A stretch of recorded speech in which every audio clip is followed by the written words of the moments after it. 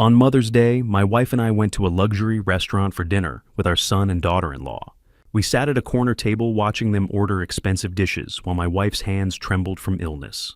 My daughter-in-law turned to the waiter and said clearly, "Split the check." "We're not paying for her." My son sitting beside her nodded in agreement. I didn't say a word, but when the bill was brought to the table, I slowly stood up and said one sentence that made my son's face instantly turn pale. "Thank you for being here with me today.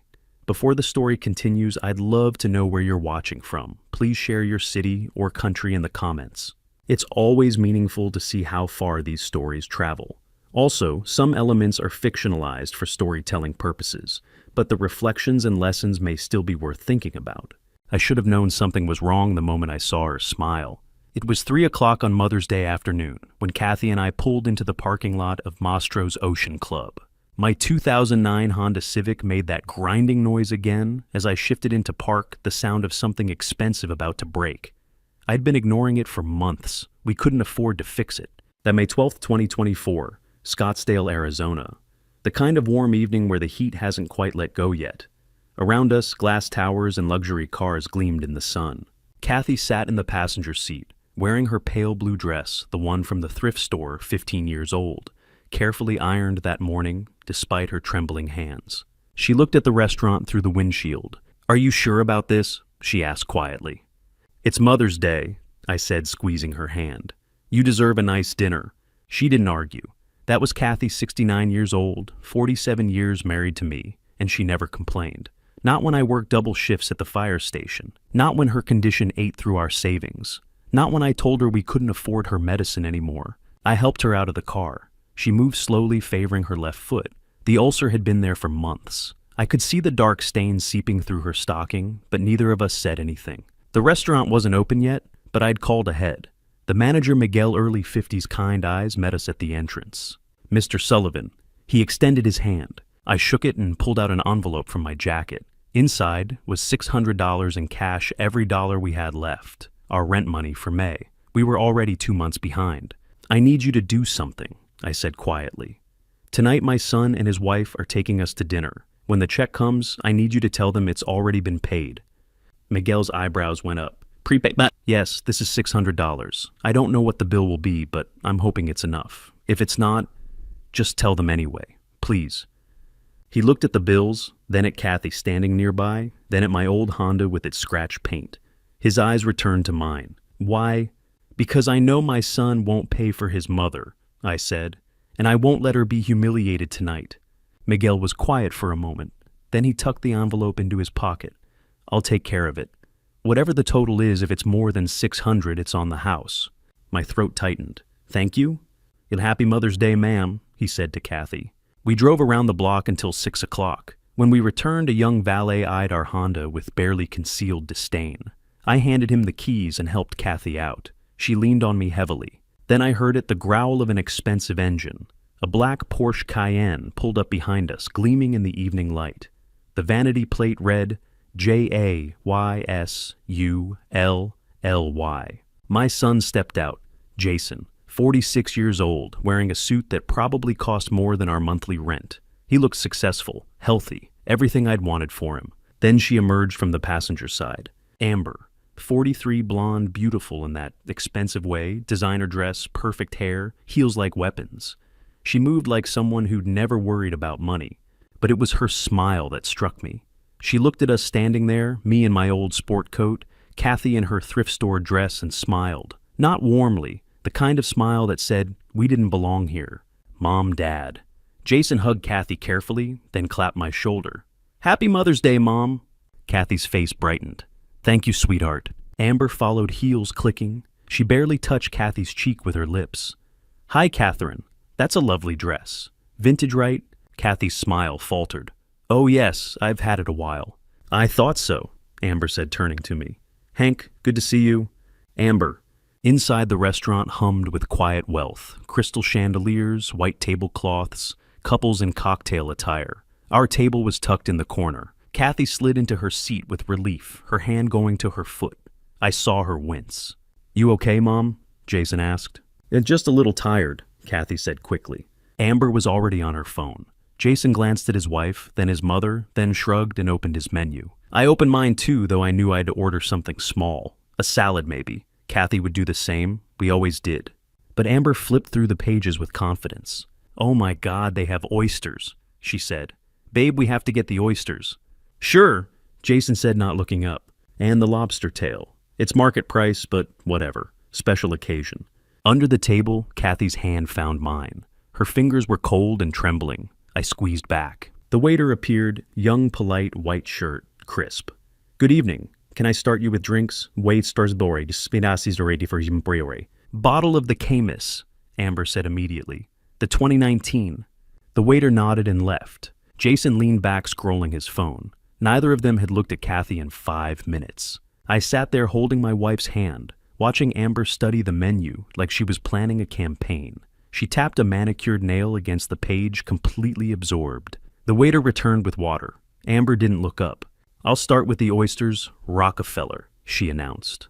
"And the Maine lobster tail for my main." "Excellent choice," the waiter said, writing it down. "Tuna tartare and the Wagyu ribeye." Jason added eyes still on his phone. The waiter turned to Kathy. "And for you, ma'am." Kathy's eyes scanned the prices. I watched her face tighten. $38 for a salad, $55 for pasta. "The French onion soup, please," she said softly. $18, the cheapest item on the menu. "And you, sir?" "House salad," I said. $16. Amber didn't even glance up as the waiter collected our menus. Jason's fingers flew across his screen. Neither seemed to notice that their combined order cost more than Kathy and I spent on groceries in a month. The wine arrived. Amber swirled, nodded approval. 1 bottle more than our electric bill. I looked at my son across the table, at his expensive watch, his tailored suit, his $1,000 phone. I thought about the day 16 years ago when I'd signed over my entire inheritance to him. $2 million from my parents' estate, every cent, because I'd wanted him to have opportunities I never had. Kathy sat very still, hands folded, eyes on the flickering candle. The light caught the silver in her hair, the lines around her mouth, the way her shoulders curved inward. 47 years I'd known this woman, 47 years of struggles we'd faced together. And now we sat in a restaurant we couldn't afford our rent money, already paid to Miguel, watching our son ignore his mother while his wife ordered lobster. The appetizers arrived. Amber attacked her oysters without a word to anyone. Jason cut into his tuna still on his phone. Kathy's soup sat untouched in front of her. Her hand trembled in mine. I should have known something was wrong the moment I saw her smile. But now I was certain. The night was just beginning. Kathy watched Amber eat. That's the first thing I noticed, the way my wife sat perfectly still, her soup cooling in front of her, while Amber lifted an oyster to her lips and tipped it back with practiced ease. 6 of them on that plate. $86 worth of shellfish disappearing in minutes. Jason didn't look up from his phone. The tuna tartare sat half-finished in front of him, a tower of raw fish and avocado that cost more than Kathy's weekly medicine. My iced tea was $4.50. I hadn't touched it yet. Then Amber set down her fork and reached for her purse. Her whole demeanor changed. The board-scrolling phone routine vanished, replaced by something theatrical. She pulled out her phone and turned to Kathy with a smile I didn't trust. "Catherine," she said, her voice suddenly warm in a way that made my skin crawl. "Jason and I have some news." Kathy looked up hopeful. "Oh," Amber glanced at Jason, who finally set down his phone and nodded. Then she turned the screen toward us. "We're pregnant," Amber announced. 14 weeks. On the screen was an image, black and white, grainy, the kind you see in doctor's offices. A tiny curved shape in a sea of gray. The date stamp read 6 weeks ago. Kathy's hand flew to her mouth. "Oh my God! Oh, sweetheart!" Tears sprang to her eyes. Real tears, the kind that come from somewhere deep. She reached across the table with trembling hands and grasped Amber's wrist. "A baby. Jason, you're going to be a father." "Yeah, Mom," Jason said, a slight smile on his face. "We wanted to tell you in person, on Mother's Day." "That's wonderful," Kathy whispered, her voice breaking. "That's just wonderful." She was crying openly now, her shoulders shaking. She squeezed Amber's hand like she was holding on to a lifeline. "A grandbaby. I never thought... I hoped, but..." Amber patted Kathy's hand once, twice, then gently pulled away and picked up her wine glass. "We're very excited," she said, taking a sip. "When are you due?" Kathy asked, wiping her eyes with her napkin. "Late October," Amber said. "Halloween, actually. Isn't that funny? Have you thought about names? Not yet, it's still early. Do you know if it's a boy or a girl? Too soon to tell. I sat there watching the whole exchange saying nothing. Something about it felt wrong. Not obviously nothing I could point to and say there that's the problem, but wrong nonetheless. The way Amber held her wine glass for one thing. 14 weeks pregnant, and she was drinking Camus like it was water. Maybe that was normal now. Maybe I was just old-fashioned. But Kathy hadn't touched alcohol when she was carrying Jason. Not a drop. And the image on the phone. I'd seen ultrasounds before friends' grandkids, the guys at the station showing off pictures. They all looked similar, sure, but something about this one felt too perfect, too textbook, like a picture from a medical website. But I kept my mouth shut. What was I going to do? Accuse my daughter-in-law of faking a pregnancy at the dinner table? Call my son a liar on Mother's Day? So I sat there and watched Kathy cry tears of joy, while Amber finished her wine and Jason went back to his phone. "You're going to be a grandfather. Hank," Kathy said, turning to me with a radiant smile. "Can you believe it?" "That's great news," I said, forcing the words out. Kathy squeezed my hand. "Our first grandchild. Our first, our only, probably." At 69, with failing kidneys and an ulcer that wouldn't heal, Kathy wasn't likely to see many more milestones, but she didn't say that. She just smiled through her tears and asked Amber more questions about doctors and due dates and nursery colors. And I thought, where did it all go? The money, the $2 million. It hit me like a freight train, the memory of that kitchen table 16 years ago. The papers spread out in front of us, the notary's stamp still wet on the transfer documents. March 2008. It had been 3 weeks since we'd lost my parents. Not lost, that made it sound like they'd wandered off somewhere. They were gone. A semi-truck ran a red light on the I-10, and just like the two people who'd been alive for 70-some years, were gone. The inheritance came through quickly, their house sold, their savings liquidated, life insurance paid out. When the lawyer handed me the final number, I'd stared at it for a full minute without speaking. $2 million. Kathy and I sat at our kitchen table that night, the same table we'd eaten breakfast at for 20 years, the one with the wobbly leg I'd never fixed. Jason was there too. 30 years old, fresh out of business school, full of ideas and ambition. "What are we going to do with it?" Kathy had asked quietly. I'd looked at the papers, at the numbers, at my son sitting across from me. "We're going to give it to Jason," I'd said. Kathy's eyes widened. "All of it?" "All of it." Jason looked up. "Dad, you don't have to—" "Yes, I do." I'd slid the papers across the table. "Your grandparents worked their whole lives to leave something behind.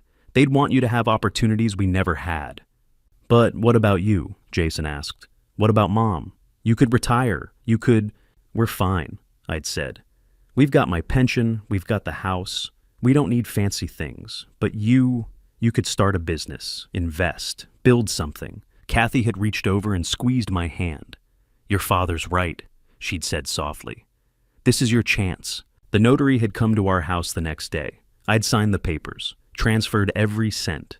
Jason had promised God I remembered his exact words. "I'll make you proud, Dad. I'll build something great with this. I promise."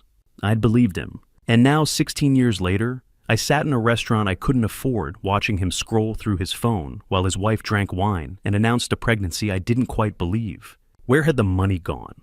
$2 million. Invested right? That should have been $4 million by now. 5 even.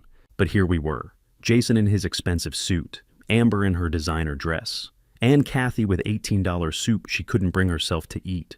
The waiter appeared to clear the appetizer plates. Amber's was empty, so was Jason's. Mine, the $4.50 iced tea, was barely touched. Kathy's soup was still full, the cheese on top congealed into a cold, rubbery skin. "Did you not like the soup, ma'am?" the waiter asked politely. "Oh, I'm just full." Kathy lied, her smile not quite reaching her eyes. "It was lovely." The waiter nodded and cleared it away. Amber was already looking at the main courses section of the menu, her finger tracing down the list of steaks and seafood. "So what's everyone thinking for entrees?" she asked brightly. Kathy's hands were trembling again. She folded them in her lap, trying to hide it. I reached over and covered them with mine. Across the table, Jason was typing something on his phone. He hadn't looked at his mother since the pregnancy announcement, hadn't asked how she was feeling, hadn't noticed the untouched soup or the way her face had gone pale. Amber tapped the menu. "I'm thinking the lobster tail." Of course she was. And somewhere in the back of my mind, I heard my father's voice from years ago. If you give someone everything, make sure they know what it cost. I'd given Jason everything. And sitting there, watching Kathy's hands shake while Amber ordered more food we hadn't paid for. Yet food I'd already paid for with our rent money, I wondered if he'd ever understood the cost at all. Kathy's trembling hands reminded me of another morning, 8 weeks ago, March 10th, the day I'd driven her to the hospital with her glucose at 450 and climbing. I'd woken up at 6 that morning to find her sitting on the edge of the bed, swaying slightly. Her nightgown was soaked with sweat. When I touched her arm, her skin was clammy and cold. Kathy, she didn't answer right away, just stared at the wall, breathing too fast. I grabbed the glucose monitor from her nightstand, the one we'd bought secondhand because the new ones cost too much. My hands shook as I pricked her finger. The number that came up made my stomach drop. 450. Normal was under 120. Anything over 200 was dangerous. 450 meant her body was eating itself from the inside out. "We're going to the hospital," I said, already pulling clothes from the dresser. "And Hank, we can't afford—" "Now, Kathy, we're going now." I'd helped her dress, half carrying her to the car. She'd thrown up twice on the drive to Phoenix General. I'd held a plastic bag for her while trying to keep the Honda steady on the I-10, praying we'd make it in time. The thing is, it wasn't sudden. The numbers didn't just spike overnight.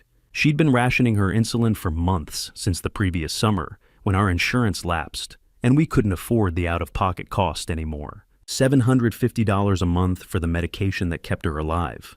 We'd tried. God knows we'd tried.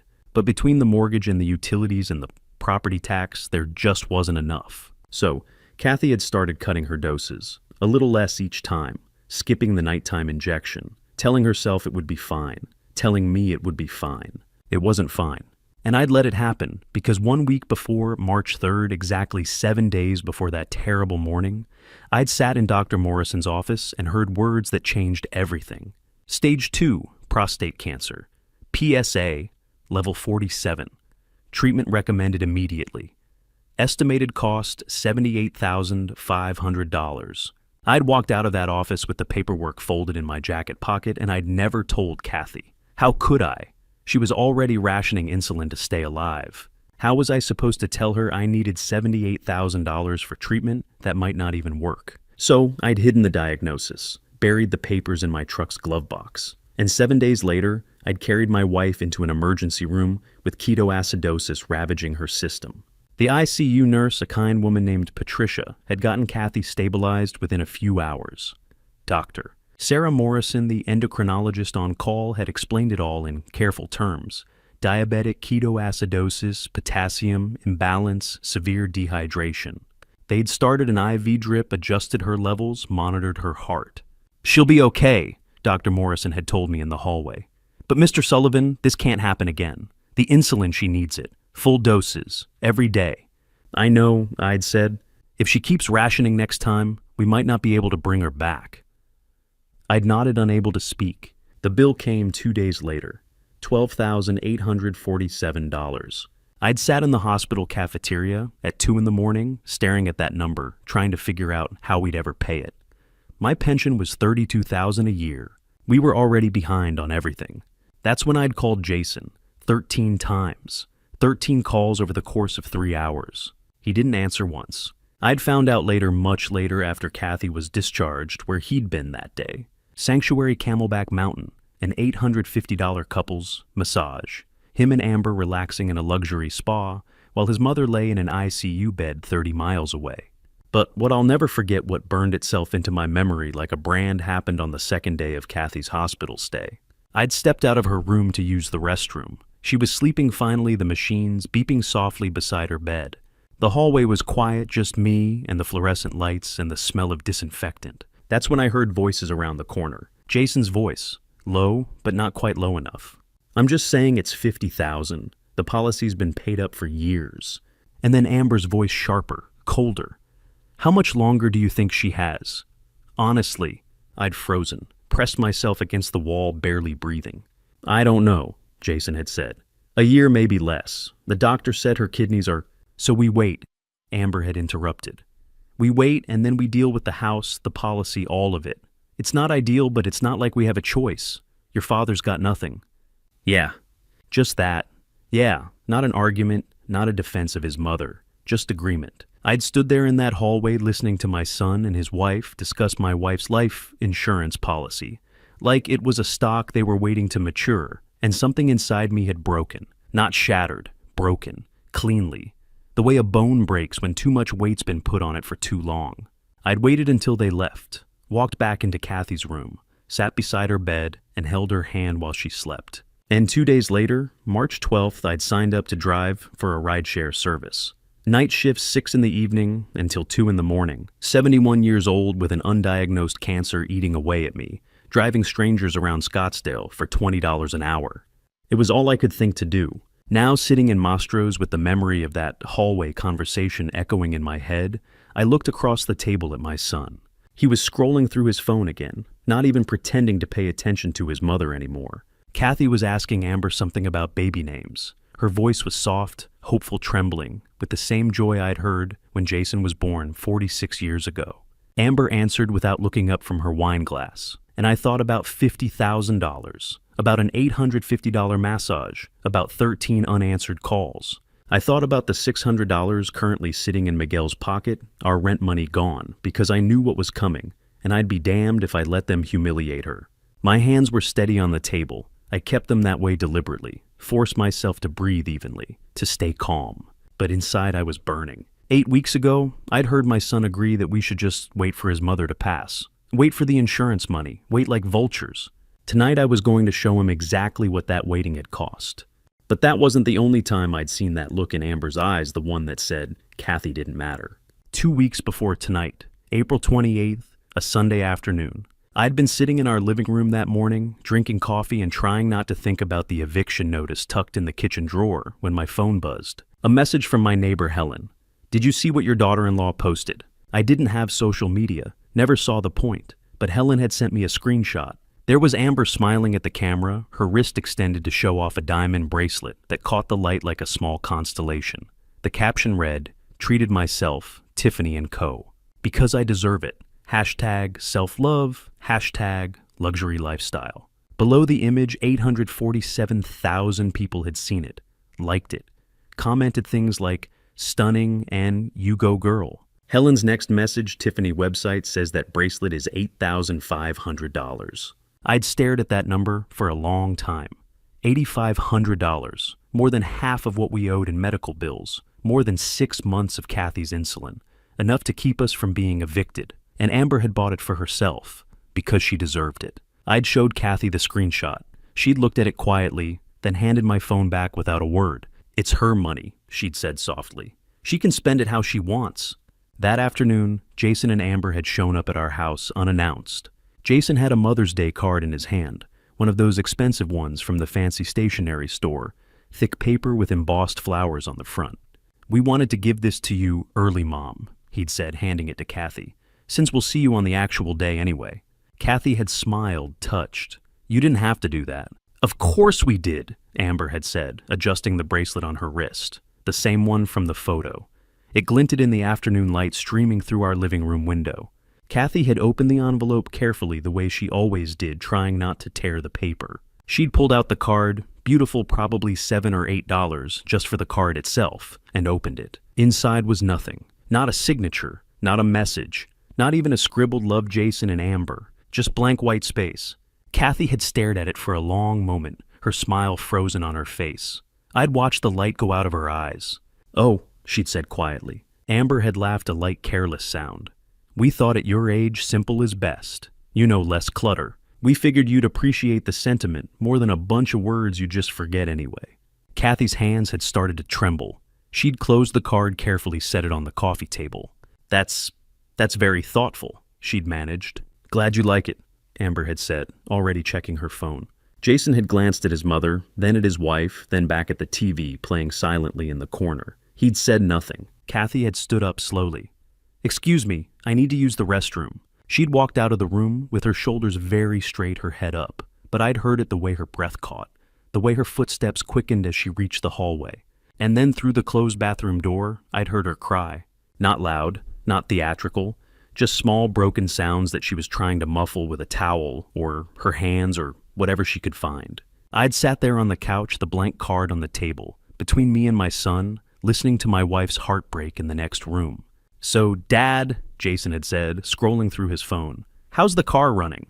And now, 2 weeks later, I sat across from that same son in a restaurant that cost more than our monthly grocery budget, watching him ignore his mother all over again. The waiter had returned with our entrees. He set them down one by one with practiced precision. Amber's lobster tail, a massive thing, butterflied and glistening with butter, served with asparagus and roasted potatoes. $95. Jason's steaks, Wagyu Rebbe, seared perfectly, the kind of meat that practically melted. $185. Kathy's soup, the French onion she'd ordered at the start, now cold, the cheese congealed on top. $18. She hadn't touched it. My Salad House Greens simple dressing, $16. "Enjoy your meals," the waiter said, and disappeared. Amber cut into her lobster, immediately not bothering to wait for anyone else. Jason sawed into his steak, the knife making a soft sound against the plate. I looked at Kathy. She was staring at her soup, her hands folded in her lap. I could see them trembling even from across the table. And then I saw it, the dark stain spreading across her left stocking just above the ankle, the ulcer. It had started bleeding again, seeping through the bandage she'd wrapped that morning, soaking into the fabric. She noticed me looking and shifted in her seat, trying to tuck her foot under her chair where no one could see. "You okay, Mom?" Jason asked, glancing up briefly from his phone. "Oh yes, fine," Kathy said quickly. He nodded and went back to his screen. Amber was describing something, her voice bright and animated, talking about a trip they were planning. Greece, Santorini specifically. The white buildings and blue water, and some resort that cost $4,000 a night. "We're thinking September," she said, dipping lobster into butter. "Before it gets too cold. Jason's never been, and I just think it'll be so romantic, you know. Plus we'll need a vacation before the baby comes." She touched her stomach, flat, no sign of the pregnancy she'd claimed. 14 weeks, she'd said. But there was nothing there. Not yet anyway. Maybe I was wrong. Maybe it was too early to show. But I didn't think so. Kathy tried to smile. "That sounds lovely. Have you ever been to Greece, Catherine?" Amber asked, not really looking at her, more interested in the lobster. "No, we never traveled much." "Oh, that's too bad." Amber didn't sound like she thought it was bad. She sounded like she'd expected that answer. "Well, I'll send you pictures." "That would be nice." Kathy's voice was so small, so tired. I reached under the table and found her hand again. It was ice cold, shaking badly now. I squeezed gently. She squeezed back barely. Amber kept talking about Mykonos and Athens and some restaurant she'd read about that had Michelin stars. About the infinity pool at the resort and the private beach and the spa treatments included with the room. $4,000 a night for a hotel room. We were 2 months behind on rent, $12,000 behind on medical bills. My wife was bleeding through her stocking at a dinner table, and my son's wife was describing a vacation that cost more than we'd made all year. Jason said nothing. Just ate his $185 steak and scrolled through his phone. Kathy's soup remained untouched, the cheese now completely solid. I ate my salad slowly, mechanically, each bite tasting like dust. And Amber talked, on and on and on, her voice filling the space where conversation should have been. Where questions about Kathy's health, or compliments about her dress, or even just basic acknowledgement of her existence might have gone. But there was none of that. Just Greece. Just infinity pools and Michelin stars and $4,000 rooms. I looked at my son. At the expensive watch on his wrist, $20,000 easy. At the tailored suit. At the phone that was probably his 3rd or 4th upgrade this year. And I thought about the blank card sitting on our coffee table at home. The one with no words inside. The one that had made my wife cry in our bathroom while her son sat in the living room and asked about my car. Simple is best, Amber had said, at your age. Like Kathy was already gone, already forgotten, already just an obstacle between them and $50,000. I set down my fork and looked across the table. Jason felt my gaze and glanced up from his phone. "What? Nothing," I said quietly. But it wasn't nothing. And he was about to find out exactly what it was. My attention drifted, old habit from the fire station, always scanning the room, always looking for exits, for hazards, for the things other people missed. That's when I noticed the woman at table 12. She sat alone, which was unusual for a place like this on Mother's Day. Mid to late 40s, I guessed, dark hair pulled back. She wore scrubs the kind nurses or medical staff wear, like she'd come straight from a shift. Her meal sat mostly untouched in front of her, but that wasn't what caught my attention. It was her phone. She held it casually propped against her water glass, at an angle, To anyone else, it would look like she was scrolling through messages or checking the time. But I'd spent 30 years reading situations, and I knew what I was seeing. She was recording. The lens was pointed directly at our table. Not obviously she was good at it subtle, but I could see the red dot reflected in the screen's black border. She'd been capturing everything. How long I wasn't sure, but long enough. I should have felt something alarm maybe, or anger. But I felt nothing except a strange sense of inevitability. Like somewhere deep down, I'd known this moment was coming, that whatever was about to happen needed witnesses.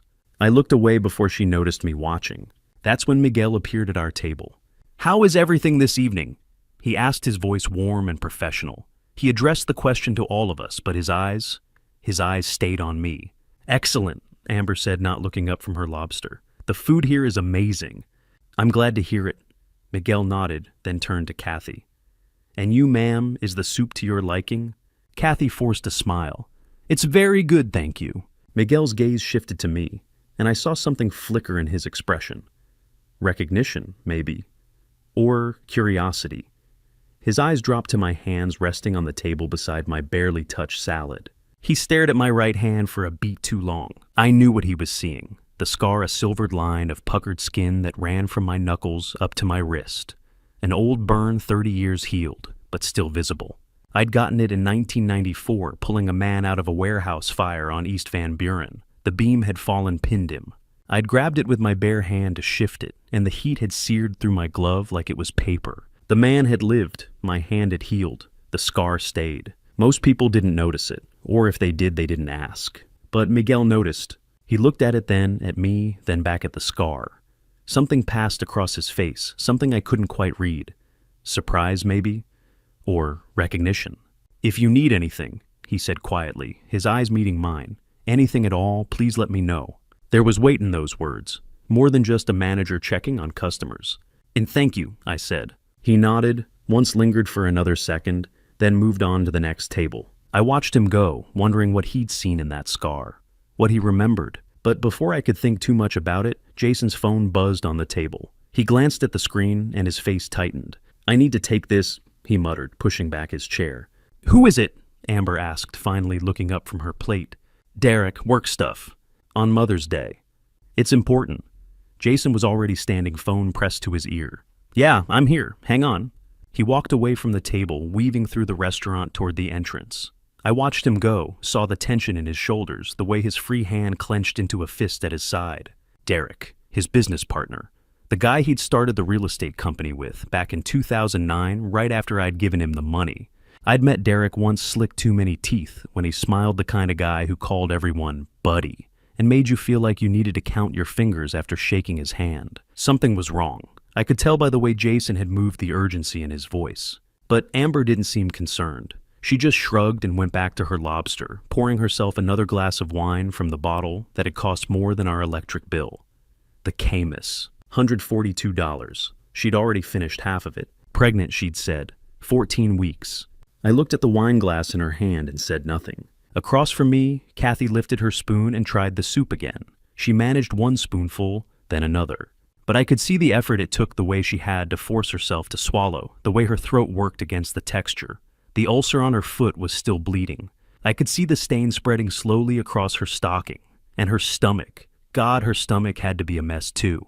The rationed insulin, the irregular meals, months of her body trying to survive on half of what it needed. She set the spoon down after the third bite and folded her hands in her lap. "Not hungry?" I asked quietly. "And just full," she lied. I reached over and squeezed her hand. It was trembling again. I looked around the restaurant, at the other tables, at the families celebrating. There was a couple, 2 tables over maybe our age, holding hands across the tablecloth. The woman was laughing at something her husband said, her face bright with joy. 3 tables to the left, a family with kids, teenagers, probably were passing around a phone, looking at photos, all of them smiling. Mother's Day, a celebration. Everywhere I looked, people were together, happy, present. And then there was us. Kathy with her untouched soup and bleeding foot, trying to smile through the pain. Amber with her lobster and her wine, and her phone utterly oblivious. Jason somewhere near the entrance, pacing, while he talked about business problems he wouldn't explain. And me, sitting at a table I'd paid for with rent money, watching my wife suffer, knowing I couldn't fix it. Couldn't make it better. Couldn't do anything except sit here and hold her hand and wait for the moment when everything would finally come to a head. I'd never felt more alone in my life. Not when I'd carried bodies out of burning buildings. Not when I'd sat in a hospital waiting room while Kathy fought ketoacidosis. Not even when I'd heard my son talk about waiting for his mother to pass so he could collect insurance money. This was worse. Because I was surrounded by people who were supposed to love us, and none of them saw us at all. The woman at table 12 was still recording. I could see her in my peripheral vision, phone angled just right, capturing everything. Good, I thought distantly. Let her record it. Let someone see what this looks like. Jason returned to the table 10 minutes later. His face was tight pale under the restaurant's golden lighting. He sat down without a word, picked up his knife and fork, and went back to cutting his steak. Everything okay? Kathy asked softly. Fine, Jason said, not looking at her. Are you sure you look... I said it's fine, Mom. His tone was sharp, dismissive. Kathy flinched slightly and went quiet. Amber glanced at him, then at her phone, then back at her food. Derek's such a drama queen, she muttered, always calling about something. Jason didn't respond, just kept cutting his steak, the knife making small, precise sounds against the plate. I watched him, watched the way his jaw was clenched, the way his eyes stayed fixed on his food, refusing to meet anyone's gaze. Something was very wrong with the business. I could feel it, but he wasn't going to tell us. He never told us anything anymore. I set down my fork and folded my hands on the table, my scarred right hand resting on top of my left. Across the room, Miguel was watching from near the bar. The woman at table 12 was still recording. And at our table, we sat in silence, 4 people eating a meal that no one wanted, pretending we were a family. The check was coming soon. And when it did, everything would change. The waiter returned to clear our plates. Kathy's soup bowl was still nearly full, the congealed cheese untouched. My salad was half eaten. Amber's lobster plate was scraped clean, as was Jason's steak. Can I interest anyone in dessert this evening? The waiter asked politely. Amber didn't hesitate. I'll have the creme brulee. Excellent choice. And for you, sir. Jason glanced up from his phone. Chocolate lava cake. The waiter turned to Kathy. Ma'am. Oh, no, thank you, Kathy said softly. I'm quite full. And you, sir? Nothing for me, I said. The waiter nodded and left. $24 for Amber's dessert, $22 for Jason's, $46 for sugar and cream, while my wife sat there with her hands folded, having eaten maybe 3 spoonfuls of $18 soup. Kathy shifted in her seat and I saw her wince. The ulcer. It had to be worse now. We'd been sitting here for over 2 hours and the stain on her stocking had darkened, spreading wider. But she said nothing. Just reached for her purse and pulled out her phone. That's Jason, honey, she said, her voice tentative, hopeful. I wanted to show you something. Jason's eyes stayed on his own screen, his thumb scrolling. I found some old photos of you when you were little. Kathy's hands trembled slightly as she opened her photo app. I thought, with the baby coming, you might want to see them, remember. She held the phone out toward him, tilting the screen so he could see. I could make out the image from where I sat. Jason may be 3 or 4 years old, gap-toothed and grinning, holding a toy fire truck I'd bought him for his birthday. That's you with the truck your father got you, Kathy said, smiling at the memory. You carried that thing everywhere for a year, wouldn't let it out of your sight. Uh-huh, Jason said, not looking up. And this one, Kathy swiped to the next photo. This was your first day of kindergarten. Remember, you were so nervous, but you were so brave. Mom, I'm kind of in the middle of something, Jason interrupted, still scrolling. Kathy's smile faltered.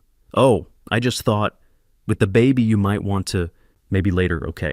He didn't look at her, didn't even glance at the phone she was holding out like an offering, just kept scrolling through whatever was on his screen posts, probably from people he'd never met, pictures of things that didn't matter. Kathy lowered the phone slowly. Of course, later. She closed the app and set the phone face down on the table. Her hands went back to her lap, folding together the way they always did when she was trying not to cry. I watched Jason, watched the way he sat there completely oblivious to what he'd just done.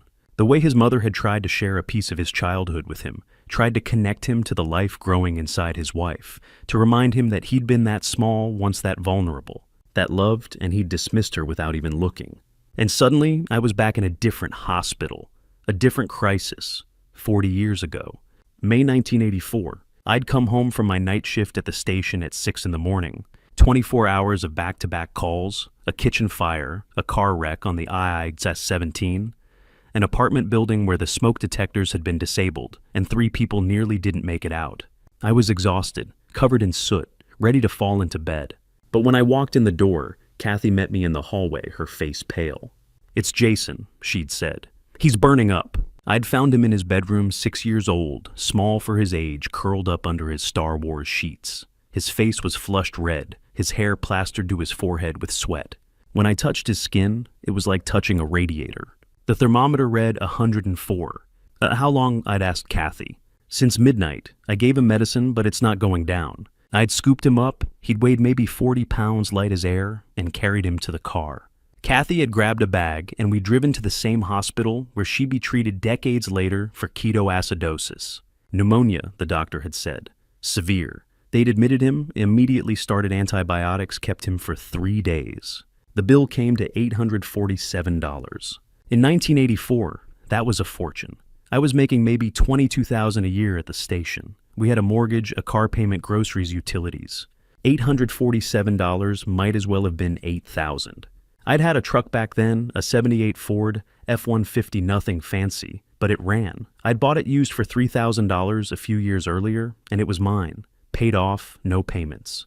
I sold it to a guy at the station for $1,500. Took the loss because I needed the cash immediately. Then I picked up every extra shift I could. Worked 50, 60 hours a week for 3 months straight until we'd caught back up. But the night they'd admitted Jason, that first night, when we didn't know if the antibiotics would work, if his fever would break, if he'd be okay, I'd sat in a chair beside his hospital bed and held his small, hot hand in mine. He'd been unconscious, delirious with fever, but I'd held on anyway. And I'd made him a promise. "I'll always take care of you," I'd whispered. "No matter what. You're my son, and I'll do whatever it takes to keep you safe. Always." He hadn't heard me, but I'd meant it. Now, 40 years later, I sat across from that same boy, a man now 46 years old, wearing a suit that cost more than that hospital bill, and watched him scroll through his phone while his mother tried to show him pictures of the child he used to be. The child I'd sold my truck for. The child I'd worked 60-hour weeks for. The child whose hand I'd held in a hospital room while promising him the world. He couldn't even look at her. The desserts arrived. The waiter set them down with a flourish, Amber's creme brulee in a perfect ceramic dish, the sugar on top caramelized to a golden shell. Jason's chocolate lava cake, molten center, oozing out when he cut into it with his fork. Amber took a bite and made a small sound of satisfaction. "Oh my God, this is amazing." Jason nodded, already halfway through his own. "Yeah, it's good." Neither of them looked at Kathy. Neither of them noticed that she hadn't ordered anything, that she'd barely eaten all night, that the stain on her stocking had spread to the size of a silver dollar, now dark and wet. I reached under the table and found her hand again. It was ice cold despite the warmth of the restaurant. She squeezed back weakly. Across from us, Jason set down his fork and picked up his phone again, started scrolling. The cake sat half-finished on his plate. Amber finished her creme brulee and pushed the empty dish aside. She dabbed her mouth with her napkin, checked her own phone, then looked up at the ceiling like she was bored. The waiter appeared again. "Is there anything else I can get for you this evening?" Amber waved a hand dismissively. "No, we're good. Just the check, please."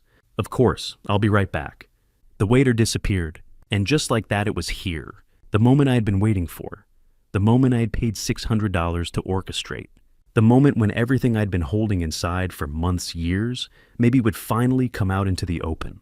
Amber leaned back in her chair, satisfied, full ready to leave. Jason set his phone down and reached for his wallet, a reflex, the casual gesture of someone who'd never had to worry about whether there was enough inside to cover the bill. Kathy's hand trembled in mine, and I thought about that promise I'd made in 1984, about the truck I'd sold, about the shifts I'd worked, about every sacrifice I'd made because I loved my son and wanted him to have a good life. I'd given him everything, and he couldn't even look at his mother when she tried to show him a photograph. The waiter was coming back now. I could see him across the restaurant, a black folder in his hand. The check. I let go of Kathy's hand and straightened in my seat. 40 years ago, I'd promised to protect my son. Tonight I was going to protect my wife. From him. If you're still here with me at this moment, comment "still here," so I know you're continuing this journey with the story. And I want to ask you something. If you were sitting at that table and heard a son and his wife say they wouldn't pay for his own mother, what would you do when the bill finally arrived? Share your thoughts in the comments. And before the story continues, a quick note: some parts ahead include Dramatized elements added for storytelling. If this kind of content isn't for you, feel free to stop the video here. The waiter returned with a black leather folder in his hand. He approached our table carefully, the way you'd approach something fragile, and set it down in the center, equidistant from all of us, neutral territory. "Whenever you're ready," he said quietly, then stepped back. For a moment, no one moved. The folder sat there on the white tablecloth, like a small black stone. I could see the edge of the receipt peeking out white paper with neat rows of numbers. Amber reached for it first. Of course she did. She flipped it open and her eyes scanned down the page. I watched her face as she calculated, lips moving slightly, a small frown forming between her perfectly shaped eyebrows. Appetizers $131, entrees $314, desserts $46, wine $142, tax and gratuity $54.42, total $687.42. I already knew the number. Had known it since 3 o'clock this afternoon when I'd handed Miguel $600 in cash and told him to cover whatever came next. Amber set the folder down and looked up at our waiter, the same young man who'd been serving us all night. His name tag read Tyler. He was maybe 25, clean cut, the kind of kid who was probably working his way through college or saving up for something. He had no idea what was about to happen. "Tyler," Amber said, her voice bright and clear, carrying across the table. "We're going to need separate checks." The waiter blinked. "Separate checks?" "Yes." Amber gestured at the receipt. "2 checks, one for us." She indicated herself and Jason, "and one for them." She pointed across the table. At Kathy, at my wife, who sat there with her hands folded, her face pale, her stocking stained dark from the ulcer that wouldn't stop bleeding. Tyler looked confused. I'm sorry, ma'am. I'm not sure I understand. You'd like to split the check evenly or—" No, Amber interrupted, waving her hand dismissively. "We'll pay for our meals. They can pay for theirs." She paused, then added with a small laugh. "Don't worry, we're not paying for her." She said it loud enough that the tables around us could hear. The word hung in the air like smoke. Her. Not them. Not my in-laws. Not Hank and Catherine. Her. Like Kathy was an object, a burden, something other. Tyler's face went red. "Ma'am, I don't think—" But Jason cut him off. "That's fine," my son said. His voice was calm, matter of fact, like he was confirming a dinner reservation or agreeing to a wine selection. "Separate checks, that works. And then God help me," he nodded, a single clear nod of agreement. He'd heard what his wife said, heard her dismiss his mother, heard her say they wouldn't pay for her, heard the cruelty in her voice. And he'd agreed. I watched Kathy's face, watched the exact moment the words registered, watched her eyes go wide, then glassy, watched her lips part slightly like she wanted to say something, but couldn't find the words. A tear slid down her cheek, then another. She didn't wipe them away, didn't make a sound, just sat there frozen while tears fell silently onto the white tablecloth, leaving small dark spots on the fabric. I did nothing. I picked up my water glass and took a sip. Set it down carefully. My hand was steady. My face was calm. Inside I was burning, but I'd learned a long time ago that the most dangerous fires are the ones that burn cold. Tyler stood there stammering. Sir, ma'am, I really don't think we can— the check is already totaled and I'd have to ask my manager." "That's fine," Amber said breezily. "Go ask your manager. We'll wait." She leaned back in her chair, satisfied, like she'd just solved a problem, like she'd done something reasonable. Around us, the restaurant had gone quiet. Not completely. There was still the murmur of conversation from distant tables, the soft clink of silverware, the low background music, but our immediate area had fallen into a hush. People were staring. I could see them in my peripheral vision. The couple 2 tables over had stopped eating their forks suspended halfway to their mouths. The family with teenagers had all turned to look. The woman at table 12, Rachel, though I didn't know her name yet, had her phone angled directly at us. And she wasn't the only one. Phones were coming out all around us. Slowly, subtly, people raising devices and angling screens. 20 of them, maybe more. Little glowing rectangles capturing everything. The moment had witnesses. Amber didn't notice. Or if she did, she didn't care. She picked up her wine glass, still a finger left in the bottom, and took a sip. "Honestly," she said, setting the glass down. She wasn't even looking at Kathy anymore, just talking like she was explaining something obvious to Tyler. "They're on a fixed income. They understand, right? She glanced at me expecting agreement, expecting me to nod and smile and confirm that, yes, we understood we were poor and old, and it made perfect sense that we should pay our own way. I said nothing, just looked at her. My face was stone. Amber's smile faltered slightly. She looked at Jason, who had already gone back to his phone, scrolling through something disconnected. Kathy's shoulders shook, just once, a small tremor that she tried to suppress. I reached under the table and found her hand. It was ice-cold, trembling badly. I wrapped my fingers around hers and squeezed gently. She squeezed back, barely any strength left in her grip. And then I reached into my jacket with my other hand. The folder I'd been carrying since 3 o'clock this afternoon, the one I'd kept close all through dinner, pressed against my ribs like a secret, like ammunition. I pulled it out slowly and set it on the table. It was old, the kind with a fraying elastic band wrapped around it to keep it closed. The cardboard was soft at the edges, worn from being handled. Inside were papers, documents, evidence. 40 years worth of truth. Tyler was still standing there, his face bright red, looking like he wanted the floor to swallow him whole. Amber was watching me now, her expression shifting from smug satisfaction to confusion. "What's that?" she asked. I didn't answer. The restaurant around us had gone even quieter. More phones were up now, 30 maybe, 40. A sea of glowing screens all pointed at our table.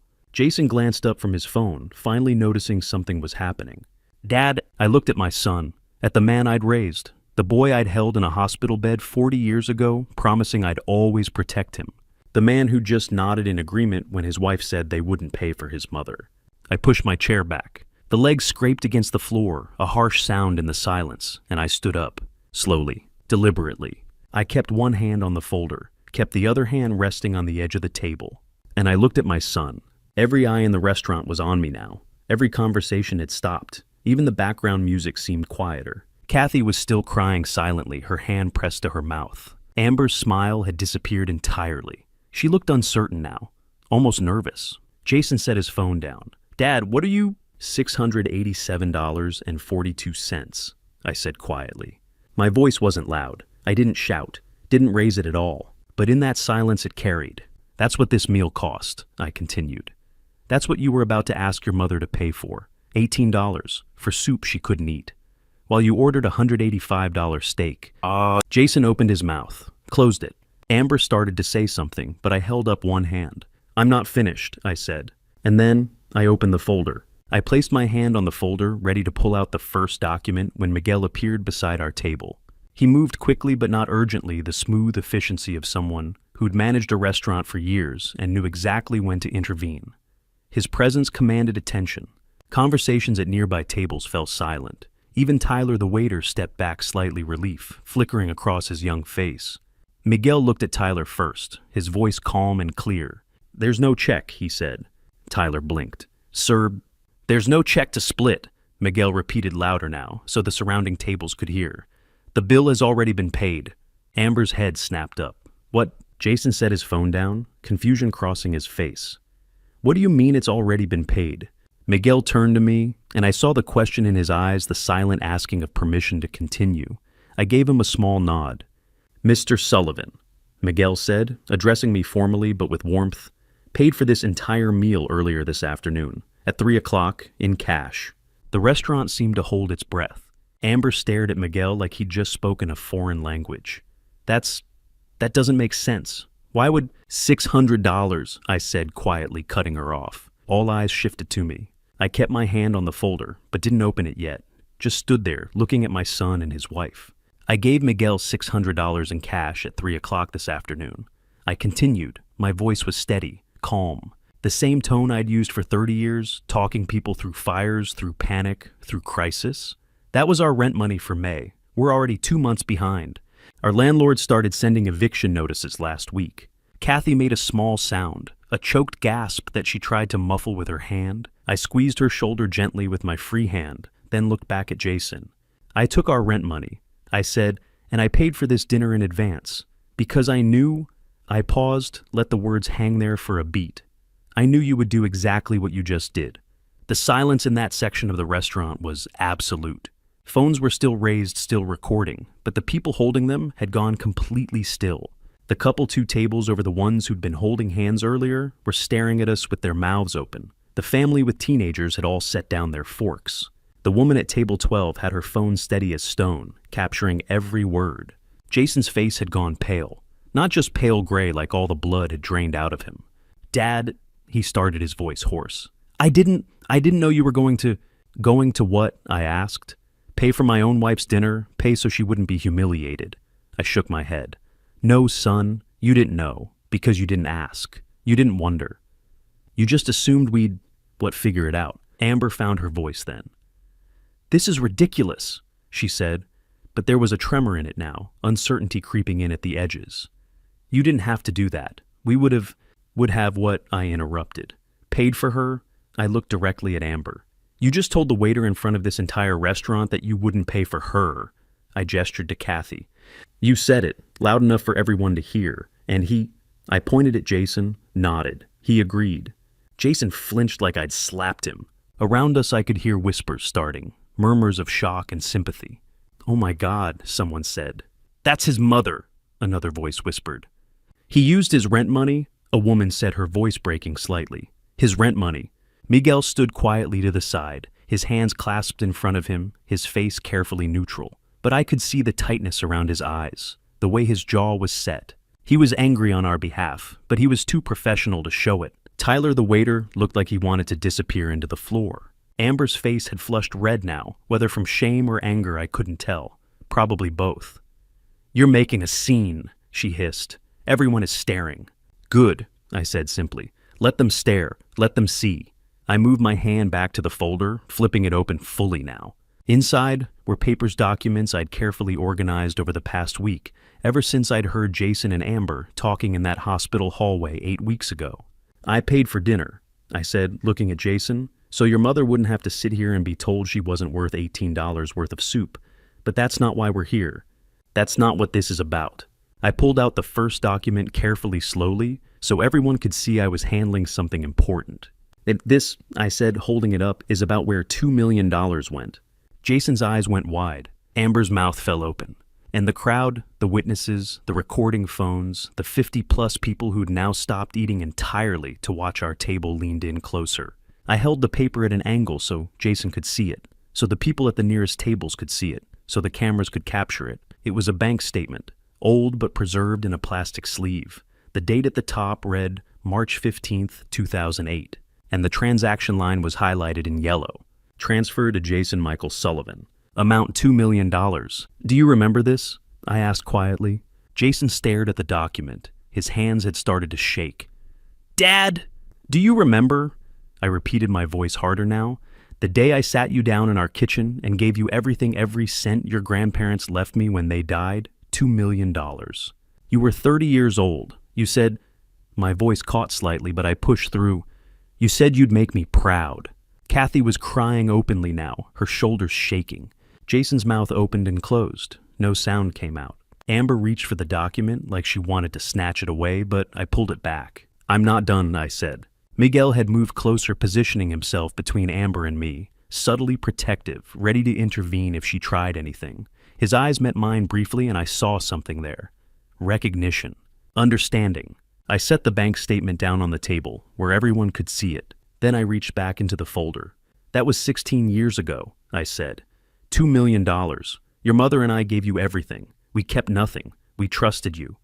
I pulled out the next document. And this, I said, my voice dropping to almost a whisper, but in that silence everyone heard it, "is what we've been paying ever since." The paper I held now was a hospital bill. March 10th, 2024. Patient Catherine Sullivan. Diabetic ketoacidosis. Amount due, $12,847. Status unpaid. I laid it on the table next to the bank statement. The crowd had gone from silent to stunned. I could hear sharp intakes of breath. A woman at a nearby table had her hand over her mouth, tears in her eyes. Jason was staring at the two documents like they were written in a language he couldn't understand. And I wasn't finished. Not even close. I reached back into the folder and pulled out the rest. Not one document, not two. A stack. Hospital bills, doctor's invoices, pharmacy receipts, insurance denial letters, collection notices. 3 years worth of paper held together with a binder clip, the edges worn soft from being handled too many times. I set the stack on the table beside the two documents already there, the $2 million transfer and the $12,000 hospital bill, and the contrast was impossible to miss. One piece of paper showing everything we'd given, dozens of others showing everything it had cost us since. Amber found her voice first. "That was 16 years ago," she said, gesturing at the bank statement. Her tone was defensive, almost angry. I can't expect what?" I interrupted, my voice cutting through hers. "I can't expect my son to remember that his parents gave him $2 million, that we kept nothing for ourselves, that we trusted him." Amber's mouth snapped shut. I picked up the stack of medical bills and held them up so everyone could see. "And this," I said, "is what your mother and I have been paying since we gave you everything." I set the stack down and began pulling out individual sheets, laying them across the table one by one, like I was dealing cards. Each one had a number highlighted in yellow. Each one represented a piece of our lives we'd traded for survival. "Insulin," I said, holding up the first receipt. "Your mother has type 2 diabetes. She needs insulin to live. Without insurance, it costs $750 a month. Over the past 3 years, that's $27,000. I set it down and picked up the next one. Emergency room visits, $10,000. 3 trips in 2 years because her glucose levels went so high, she nearly didn't make it. Another paper. Hospital stays, $70,000. That includes the ICU stay from March when she went into ketoacidosis because, my voice hardened, because she'd been rationing her insulin for months, cutting her doses in half to make them last longer. Kathy made a sound, a choked sob that she tried to muffle with her napkin. Her shoulders shook. I kept going. Wound care, $7,200, for the ulcer on her foot that won't heal because her circulation is damaged, and we can't afford the specialist visits she needs. Next paper, medications, $7,200. Blood pressure pills, cholesterol medication, pain management, none of it covered. Next, medical equipment, $18,000. Glucose monitors, testing strips, bandages, compression socks, walkers. Everything insurance denied. Last one, doctor visits, $6,900. Endocrinologist, podiatrist, primary care. Cash payment only because we lost our insurance when I couldn't afford the premiums anymore. I set down the final receipt and looked at Jason. "Do you want to know what all of that adds up to?" I asked quietly. He didn't answer. Couldn't answer. Just stared at the table covered in papers. $146,300, I said. Each word fell like a stone into still water. "That's what we've paid in the last 3 years alone. While your mother cut her insulin doses in half. While her foot started rotting because we couldn't afford proper treatment. While I drove strangers around at night for $20 an hour because my pension couldn't cover it." The restaurant was silent except for the sound of Kathy crying. I picked up one of the insulin receipts, the most recent one from last month. "This is from April," I said. $750. We didn't have it, so she took half her normal dose. And then half again, and by March 10th, her body was eating itself from the inside out. I held up the hospital bill from that day, the $12,000 one. "This is what happened when she finally collapsed. Diabetic ketoacidosis. Her glucose was 450. The doctor told me," my voice cracked slightly, "told me that if I'd waited another hour to bring her in, she might not have made it." Someone in the crowd, a woman at a nearby table, let out a sob. I looked at Jason, really looked at him, at my son who sat there with his expensive suit and his $1,000 watch, staring at the evidence of his mother's suffering like it was happening to a stranger. "Her foot is rotting," I said, my voice dropping to barely above a whisper. "Right now, under the table, that stain you see on her stocking, that's not water. That's from the ulcer that's been bleeding all night because we couldn't afford the supplies to dress it properly this week." Kathy covered her face with both hands, her whole body shaking with sobs now. I stepped around the table and put my hand on her shoulder, squeezed gently. "It's okay," I whispered to her. "It's okay." But it wasn't okay. None of this was okay. I turned back to Jason. Around us, the restaurant had transformed into something else entirely. This wasn't dinner anymore. This was a reckoning. And every person in that room, 50, 60 people, maybe more, was a witness to it. I could see tears on faces. A man at the table behind Jason had his head in his hands. The woman who'd sobbed earlier was crying openly, her husband's arm around her shoulders. Even some of the waitstaff had stopped what they were doing to watch, their eyes red. The phones were still recording, all of them, capturing every word, every number, every tear. Jason's face had gone beyond pale, now it was gray ashen.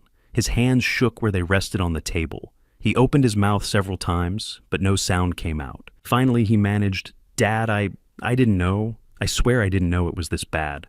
I looked at him for a long moment. "You didn't know," I repeated slowly, "because you never asked." Those 5 words hung in the air like an indictment. Not once. I continued, my voice quiet, but carrying in that absolute silence. "In 3 years did you ask how we were doing? Not once did you ask if we needed help. You came to our house twice in 3 years. Twice. And both times you stayed less than an hour." Jason's mouth worked silently. "You called on our birthdays," I said, "left messages, sent cards, but you never asked." I gestured at the papers spread across the table. "We were drowning, and you never even noticed we were underwater." Jason's voice broke. "I thought you were fine. You never said..." "We never said..." I felt something crack open inside me, something that had been pressed down for years. "How are we supposed to tell you when you wouldn't answer our calls, when you were too busy to visit, when the only time we saw you was at holidays? And even then, you spent the whole time on your phone." Tears were streaming down Jason's face now. Real tears. Maybe the first genuine emotion I'd seen from him all night. "Dad, please." $2 million, I said, picking up the bank statement again. "Your grandparents worked their entire lives to leave that money. They died in a car accident on the I-10. And 3 weeks later, I signed every cent over to you because I thought," my voice caught, "I thought you'd do something good with it, something that mattered." I set the statement down and picked up the stack of medical bills again. "And here's what happened instead," I said.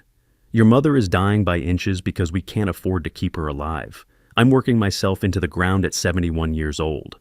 We're about to be evicted and you..." I looked at him. "You ordered a $185 steak and didn't even ask your mother if she was okay." Jason put his head in his hands and wept. Amber sat frozen, her face white, her eyes darting between me and the documents and the crowd of people watching us. But I wasn't done. Not yet. I reached into the folder one more time. "There's more," I said quietly. Jason looked up, his face streaked with tears. "Dad, please, I can't..." "You need to hear this," I said. "All of it." And I pulled out the next document. Before we continue, just a quick note. Parts of the story ahead include dramatized elements added for storytelling purposes. So not every detail should be taken as literal fact. If you're enjoying the video, feel free to share it and subscribe so you don't miss the next stories. And if this kind of story isn't for you, you're completely free to stop watching here. The next document I pulled from the folder wasn't about Kathy. It was about me. I held it up, a single-page medical letterhead at the top, neat-typed lines that had changed everything when I'd first read them 7 weeks ago. March 3rd, 2024. I read aloud, my voice steady despite the tremor I felt inside. "Patient Frank Sullivan, diagnosis, stage 2, prostate cancer, PSA, level 47 nanograms per milliliter." The restaurant, already silent, somehow grew quieter.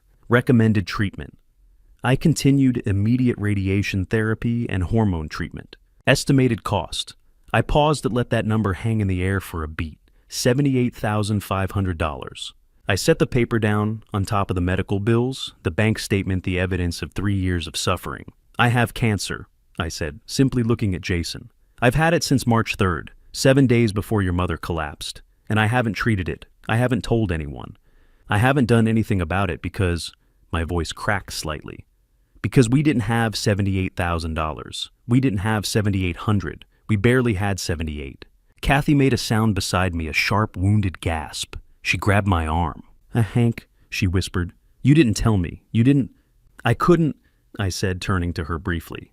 "We couldn't afford your insulin. How was I supposed to tell you we needed another $80,000 for me?" Jason stood up so fast his chair scraped loudly against the floor. "Dad, no," he said, his voice breaking. "You can't. You have to get treatment. You have to..." "I chose your mother over my own life," I said, cutting him off. My voice was calm now, matter of fact. "That's what you do when you love someone. You make the hard choice. You sacrifice." I picked up the cancer diagnosis and held it next to the stack of Kathy's medical bills. "This is what love looks like," I said. "Not lobster tails and designer dresses. Not Porsche Cayennes and $4,000 vacations. This." I gestured at the papers. "Sacrifice. Going without so someone else can have. That's love." I set the diagnosis down and reached into the folder one last time. And this, I said, pulling out a small stack of printed pages, is what the opposite of love looks like. Amber had been sitting very still, her face pale, her hands gripping the edge of the table. But when she saw what I was holding, her eyes went wide. "What is that?" she asked, her voice tight. I held up the first page, a printed receipt, the kind you get from an online purchase. "It's this," I said. Reading from it is from a website called babybump.com. Order date March 25th, 2024. 1 silicone pregnancy belly, 14-week size. Price $47.99. The crowd erupted in gasps. Amber shot to her feet. That's insane." "Is it?" I held up the second page. "This is from a website called Fake Ultrasound Generator. You upload a photo, add a date, and it creates a medical-looking ultrasound image. Free service. Takes about 5 minutes. I set both pages on the table and looked at Amber. "Your wife," I said to Jason, though I was still looking at her, "is not pregnant. She never was. That belly," I gestured toward her midsection, "is $48 worth of silicone. You're crazy." Amber's voice was shrill, now panicked. "You're making this up because you're jealous that we're successful, and you're not this tad." She put her hand on her stomach protectively, or what should have been protectively if there had been anything real to protect. But when she moved, something shifted. The belly, the fake silicone belly she'd been wearing all evening, had been held in place by an elastic band around her waist. And after 2 hours of sitting, eating, drinking wine, that elastic had loosened. When she stood up quickly, when she moved suddenly, when she tried to gesture indignantly, it slipped, just an inch, maybe 2. But it was enough. The bottom edge of the silicone belly separated from her actual stomach. And in the space between, in that small gap, visible to everyone at the surrounding tables, to everyone with a phone pointed at us, we could all see it. The prosthetic, the fake, the lie. Someone screamed, not loud, a sharp intake of breath that turned into a startled cry. Amber looked down, saw what had happened, and her face went from pale to crimson in an instant. She grabbed at the belly with both hands, trying to push it back into place, trying to smooth down her dress, trying to hide what everyone had already seen. But it was too late. The phone's 30-40 of them, maybe more, zoomed in, captured it, the silicone edge, the gap, the proof. "Oh my God," someone whispered. "She faked it," another voice said. The pregnancy was fake. The whispers spread like wildfire. Amber stood there, hands pressed to her stomach, her face burning, red tears starting to stream down her cheeks. But these weren't tears of sadness. These were tears of humiliation, of being caught, of having nowhere left to hide. "I can't explain," she said, her voice breaking. It's not what it looks like."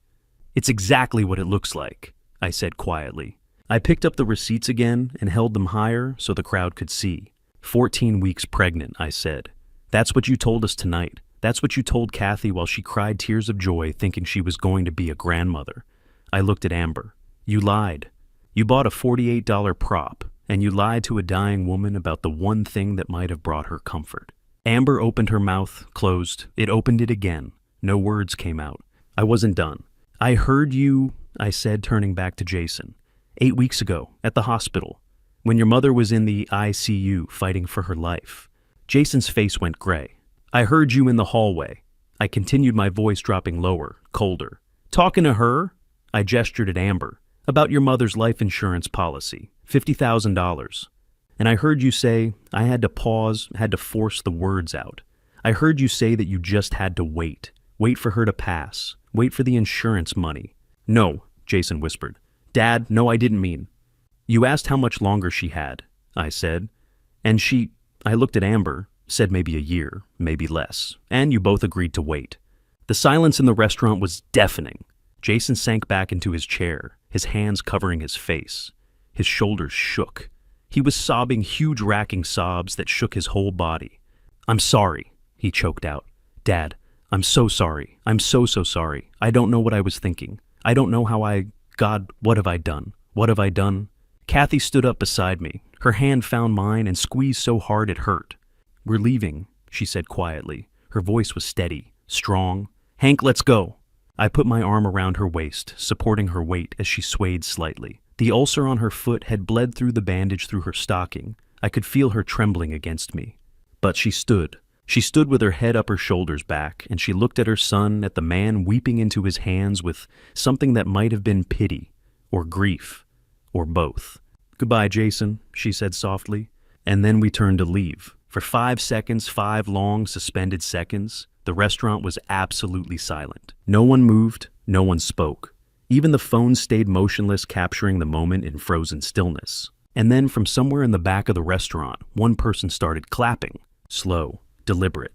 A single pair of hands coming together in applause. Then another person joined in. An older woman, 2 tables to our left. She set down her wineglass and brought her hands together, firm, deliberate claps that echoed through the silence. Then another. A man near the bar still holding his drink in one hand, clapping with the other against his thigh. Then 10 people, 20, 30, and then everyone. The entire restaurant, every table in our section, spreading outward like a wave, rose to their feet.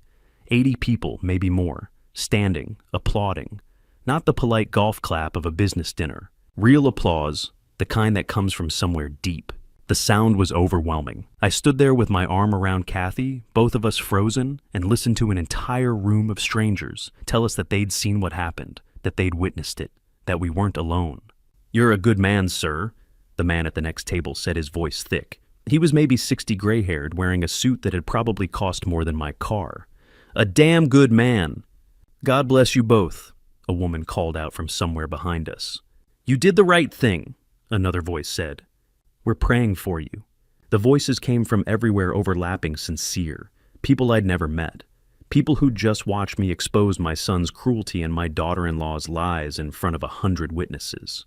And instead of looking away, instead of going back to their meals and pretending they hadn't seen, they were standing, applauding, blessing us. I felt Kathy sag against me, and I held her tighter. That's when Miguel stepped forward. He'd been standing near the bar, hands clasped in front of him, watching the ovation with tears streaming down his face. Now he walked toward us through the crowd, and the crowd parted for him, creating a path. When he reached our table, he stopped and looked at me for a long moment. His eyes were red, his face wet. "Mr. Sullivan," he said, his voice shaking slightly, "I need to tell you something." I nodded, unable to speak. "I know who you are," Miguel said. "I've known since you walked in tonight, since I saw that scar on your hand." He gestured at my right hand, at the silvered line of burned tissue running from my knuckles to my wrist. 1994, Miguel continued. "August 17th, there was a warehouse fire on East Van Buren Street. Do you remember? I stared at him. Yes, I remember. My father was in that warehouse," Miguel said.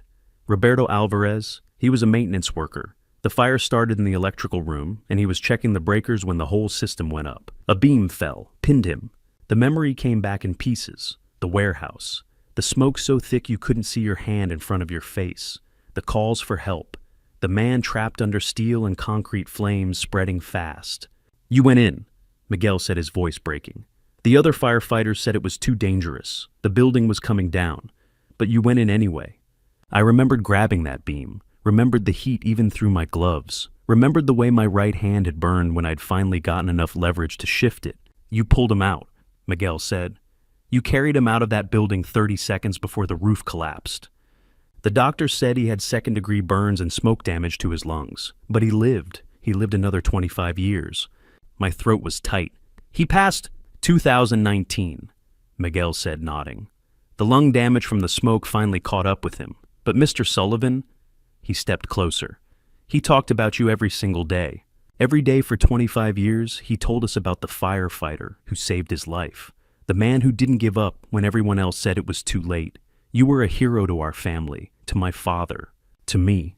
I felt something break loose inside me, something I'd been holding tight for months, maybe years. I didn't know, I managed. I never knew what happened to him after. We pulled so many people out over the years. He knew, Miguel said. He never forgot. Miguel reached into his jacket and pulled out a check. He handed it to me. This is from the restaurant, he said. $5,000. It's not enough. It's not even close to enough. But it's what I can give you tonight. I looked down at the check. $5,000. Enough to pay the rent we owed. Enough to buy Kathy's insulin for months. Enough to breathe. I can't accept this, I said, my voice hoarse. You can, Miguel said firmly. You will, and there's more. He pulled out a small card laminated official looking and pressed it into my hand. "Free meals for life," he said. "You and Mrs. Sullivan, anytime, for as long as this restaurant stands. It's the least we can do." Then he reached into his pocket and pulled out an envelope. The same envelope I'd given him at 3 o'clock that afternoon. "And this," Miguel said, "is your $600. Your rent money, I'm giving it back." I stared at the envelope. "But the bill was less than I expected," Miguel said, smiling through his tears. "And even if it wasn't Mr. Sullivan, you saved my father's life. You gave me 25 more years with him. 25 years of birthdays and holidays and conversations. You gave me time I never would have had." He pressed the envelope into my hand. "Take it," he said. "Please, let me do this one thing." The applause was still going, still building. People were crying now, not just us, but strangers at tables across the room. The woman at table 12, Rachel, though I still didn't know her name, had her phone down, wiping tears from her eyes. I looked at Miguel, at this man whose father I'd pulled from a burning building 30 years ago. This man who'd helped me tonight without knowing why. This man who'd given me back my dignity and more. And I broke. The tears I'd been holding back all night, all month, all year finally came. They poured out of me in great shaking sobs that I couldn't control. I pulled Miguel into a hug and held on like he was the only thing keeping me upright. "Thank you," I managed between gasps. "Thank you." Miguel hugged me back hard. "No, Mr. Sullivan, thank you. Thank you for my father. Thank you for everything." When I finally let go, I turned to Kathy. She was crying too, her face buried in her hands, her shoulders shaking. "Let's go home," I said softly, putting my arm around her waist. She nodded, unable to speak. The crowd was still applauding as we walked toward the exit. They parted for us, creating a path through the tables, through the witnesses, through the phones still recording. People reached out to touch my shoulder, Kathy's hand, offering blessings and comfort as we passed. I looked back once. Jason sat at the table with his head in his hands, his whole body shaking with sobs. Amber sat beside him, arms wrapped around herself, staring at nothing. The folder full of documents still lay spread across the white tablecloth, evidence of everything we'd lost, everything they'd taken, everything that had finally been exposed. Neither of them looked up as we left. Miguel walked us to the door. The applause followed us all the way, echoing off the walls, filling the space with sound, and then we were outside. The cool Arizona night air hit my face like a blessing. The parking lot was quiet, no voices, no phones, no witnesses. Just the distant sound of traffic and the rustle of wind through the palm trees. Kathy leaned against me heavily, and I held her up. We stood there for a moment, breathing, letting the silence wash over us. "It's over," she whispered. I kissed the top of her head. "It's over," and for the first time in 3 years, I believed it might actually be true. We'd barely made it to the car when I heard footsteps running behind us. "And that, please," Jason's voice desperate and broken. I kept walking, my arm steady around Kathy's waist, supporting her weight as she limped toward the Honda. The parking lot was dim, just a few streetlights casting long shadows across the pavement. The air was cool now, almost cold after the warmth of the restaurant. "Hey, Dad, please just let me explain." I turned around. Jason stood 10 feet away, breathing hard. His expensive suit wrinkled his face, streaked with tears that hadn't stopped. Behind him, Amber appeared, moving slower, her arms wrapped around herself. She'd taken off the fake belly. Without it, her dress hung loose and shapeless. She looked smaller somehow, diminished. "There's nothing to explain," I said quietly. "You made yourself very clear in there." "I didn't mean," Jason's voice cracked. "I wasn't thinking. I didn't understand how bad things were." "You didn't ask," I said. The same words from inside. They were still true. "You had 16 years to ask. 16 years to wonder what happened to $2 million. 16 years to check on your mother." Jason flinched like I'd struck him. Amber stepped forward. "This is just a misunderstanding," she said, but her voice lacked conviction now. The confidence from dinner was gone. "We can work this out. We can—" "No," I said. "We can't and we won't." I turned back to the car, fishing my keys from my pocket. Opened Kathy's door first, helped her into the passenger seat. Her hands were still shaking. The stain on her stocking had spread wider. "Fine." Amber's voice rose sharp and angry. "You want the truth? Yes, I'm in debt. $230,000 in credit cards and personal loans. I needed that inheritance money. I needed—" Jason spun around to face her. "What? $230,000? Amber repeated, her voice shrill now. "The business is failing. Derek's been stealing from you for years, and I've been trying to keep us afloat while you... You never told me, Jason said, his voice hollow. You said we were fine. You said... Your parents were going to leave it to you anyway, Amber shouted. The insurance money, the house, everything. Why should they keep it when we need it now? The way she said it, like Kathy and I were just obstacles, just things standing between them, and money they had already decided was theirs. Jason stared at her for a long moment. Then he said very quietly, Get away from me. Jason, we're done, he said. Whatever we were, whatever I thought we had, it's done. Get away from me. Amber's face contorted anger and desperation, and something that might have been fear. She looked at him, then at me, then at Kathy sitting in the car, and then she lunged for Kathy's door handle. You did this, she screamed. You ruined everything. I stepped between her and the car, my hand on the lock button. The door clicked shut just as her fingers reached the handle. Don't, I said. My voice was low, calm, the same voice I'd used 30 years ago, talking people down from ledges. Don't touch her. Amber backed away, her face-red tears streaming down her cheeks now. Not the dignified tears Kathy had cried. These were ugly tears, tears of rage and humiliation and defeat. I got into the driver's seat, started the Honda. That grinding noise again, the transmission that needed fixing, but tonight it sounded like freedom. Jason stood in the parking lot watching us. He raised one hand halfway between a wave and a plea, but I didn't acknowledge it, just shifted into reverse and backed out of the space. As we drove away, I saw him in the rearview mirror, still standing there, still alone. Kathy reached over and took my hand. We drove home in silence, her fingers wrapped tight around mine, and neither of us said a word. What I didn't know, what I wouldn't learn until days later, was what happened after we left. The woman from table 12, Rachel, the one who'd been recording everything on her phone. At 10:17 that night, she uploaded the video, not to her personal page, to the main feed of one of those viral video platforms, the kind where stories explode overnight, where ordinary moments become national news. She titled it, Son Refuses to Pay for Dying Mother on Mother's Day, Watch What Happens. Added hashtags, hashtag Mother's Day Shame, hashtag Fake Pregnancy, hashtag Inheritance Lie. She'd edited it down from the full 18 minutes to just 4.5. The key moments, Amber's line about not paying for her, the prepayment reveal, the medical bills, the cancer diagnosis, the fake belly slipping, the standing ovation, everything. By 11 that night, the video had 1 million views. By 2 in the morning, on May 13th, it had 10 million. By 8 o'clock, less than 12 hours after it was posted, it had 40 million views and was trending #1 nationwide. The algorithm had picked it up. The story was too perfect, too outrageous. Mother's Day, a dying woman, a fake pregnancy, a $2 million inheritance, public humiliation at an upscale restaurant. It had everything.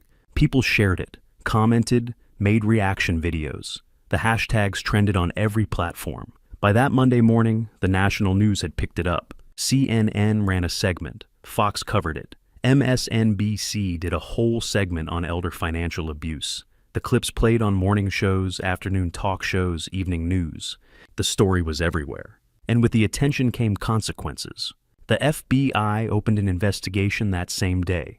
Wire fraud, elder financial abuse. The video was evidence clear, documented, witnessed by dozens.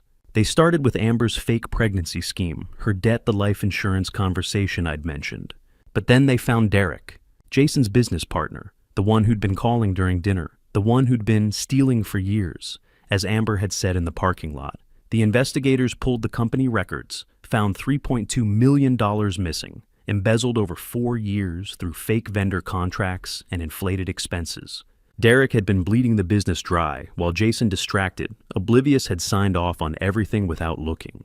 The dominoes were falling, and they were falling fast. I didn't watch the video. Not then, not later, not ever. I knew what had happened in that restaurant. I didn't need to see it again. Didn't need to read the comments or watch the reactions or become part of the spectacle. When the news vans showed up at our house 3 days later, I didn't answer the door. When reporters called, I hung up. When the story hit the national news, I turned off the TV, because none of that mattered. What mattered was Kathy. I spent that first night after the restaurant cleaning and dressing the ulcer on her foot. It took 40 minutes. The wound was deep, infected, worse than I'd thought. but I cleaned it carefully, applied fresh bandages, elevated her leg on pillows. She watched me the whole time, tears sliding quietly down her face. "I'm sorry," she whispered. "For what? For being a burden, for costing so much, for—" "Stop," I said, looking up at her. "You're not a burden. You never were. You're my wife, and I love you." She reached down and touched my face. "What do we do now?" I took her hand and kissed her palm. "We rest. We heal. We take care of each other. And Jason—" I was quiet for a moment. Then I said, "That's up to him now." The TV stayed off that night. The phone stayed silent. The world outside could wait. For now, there was just us, just Kathy and me, just the two of us trying to survive another day. And that was enough. 3 days passed in quiet. Kathy and I stayed home. I dressed her ulcer twice a day, drove her to a clinic appointment I could barely afford, picked up her medications with the money Miguel had given us. We didn't watch the news, didn't answer calls from numbers we didn't recognize, didn't open the door when reporters knocked. Just us, healing, surviving. On the 3rd day, the phone rang. I almost didn't answer, but then I saw the name on the screen, Jason. I stared at it for 3 rings, 4, then I picked up. "Dad." His voice was hoarse, broken. "Can we talk? Please, I know I don't deserve it, but please." I was quiet for a long moment.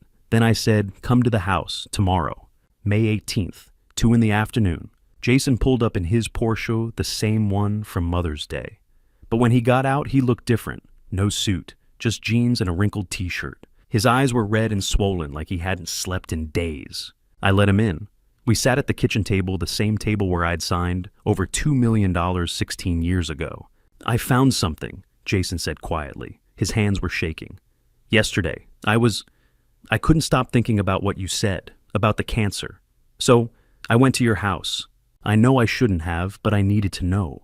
He pulled out a stack of papers, my cancer bills, the ones I'd hidden in the glove box of my truck, the diagnosis from March 3rd, the treatment plan, the cost estimate, all of it.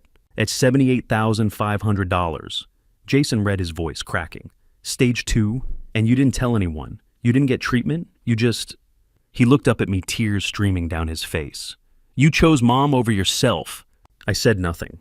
"And then I found this," Jason continued. He pulled out a small spiral notebook, the kind you buy at the dollar store. Kathy's handwriting covered the pages. Dates, times, insulin doses.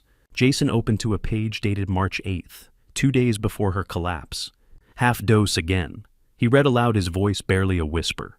"God forgive me for what I'm doing, but we can't afford the full amount. Maybe tomorrow, maybe next week." He turned the page. March 9th. "Half dose. Hank doesn't know I'm cutting back this much. I can't tell him. He'd give me his last dollar and we need it for rent." Jason's hands were shaking so badly he could barely hold the notebook. "She wrote this every day," he said. "For months, cutting her doses, apologizing to God, trying to survive." He looked at me, and I was at a spa, getting a massage, ordering lobster, buying Amber whatever she wanted. He set the notebook down and put his head in his hands. "What have I done?" he whispered. "Dad, what have I done? I was so blind, so stupid. I thought I was successful. I thought I had everything figured out. And you were dying. Mom was dying.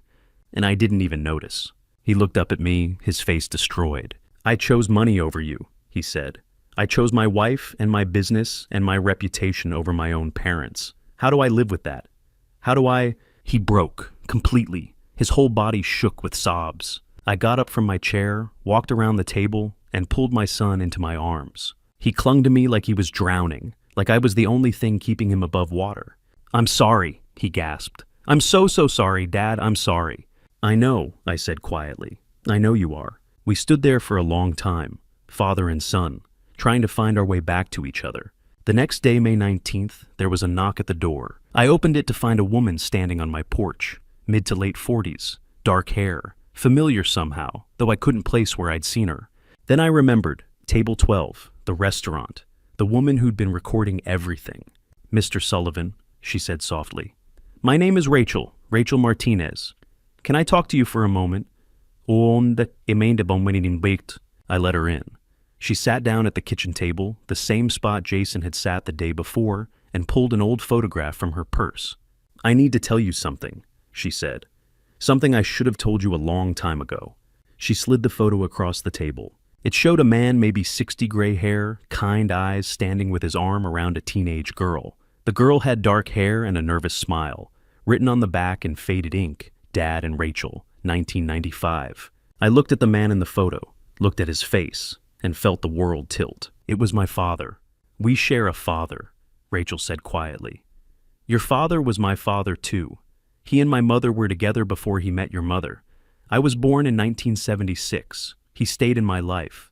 Not full time, but he was there. He loved me, and he loved you.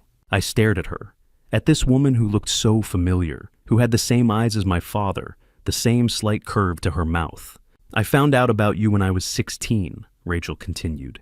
He told me, said I had a half-brother, a firefighter, a good man, but he also said your mother didn't know about me, that it would hurt her to find out. So I stayed away. Why now? I managed. Because I saw the video, Rachel said simply. I was at that restaurant because it was my father's favorite place. Miguel, his son, your father saved his father. He told me about a man who was coming in, a firefighter named Sullivan, and I thought, maybe it was you. She reached across the table and took my hand. I recorded everything because I knew something important was happening, she said. And when I saw what your son did to you, what his wife did, I couldn't just sit there. I had to do something. So I posted the video, and I made sure the world saw what I saw, a good man who'd been forgotten by the people who should have loved him most. Tears were running down my face now. You're my sister, I said. I'm your sister, Rachel confirmed. And I'm not going anywhere. Not anymore. I stood up and hugged her. This stranger who wasn't a stranger. This sister I'd never known I had. And I felt something I hadn't felt in years. Hope. The next day, Jason called me again. Dad, I did something, he said. I started a fundraiser online. It's called Help My Parents After I Failed Them. He'd launched it on one of those crowdfunding sites. Set the goal at $250,000, enough to cover the medical debts, the cancer treatment, everything. Within 24 hours, it had raised $180,000. The video had gone everywhere, 40 million views, and people were responding, donating, sharing, leaving comments about their own parents, their own regrets. By August, the total was $427,000. Jason paid off Kathy's medical debt on June 15th. Every cent of the $146,300. He paid for my cancer treatment on June 20th, $78,500. The hospital scheduled me for radiation immediately. He bought Kathy an insulin pump on July 10th, $18,000. It changed her life overnight. And he did something else. He moved back home, sold his Porsche, sold the house he and Amber had bought, filed for divorce, walked away from the business with Derek, let the authorities handle it. And he came home. Every morning he drove us to appointments. Every afternoon he helped Kathy with her medications. Every evening he cooked dinner, simple food, nothing fancy, just chicken and vegetables and conversation. Rachel came by 3 times a week. She was a nurse, had been for 20 years, and she helped with the medical care Kathy needed, changed dressings, monitored glucose, taught Jason how to do it right.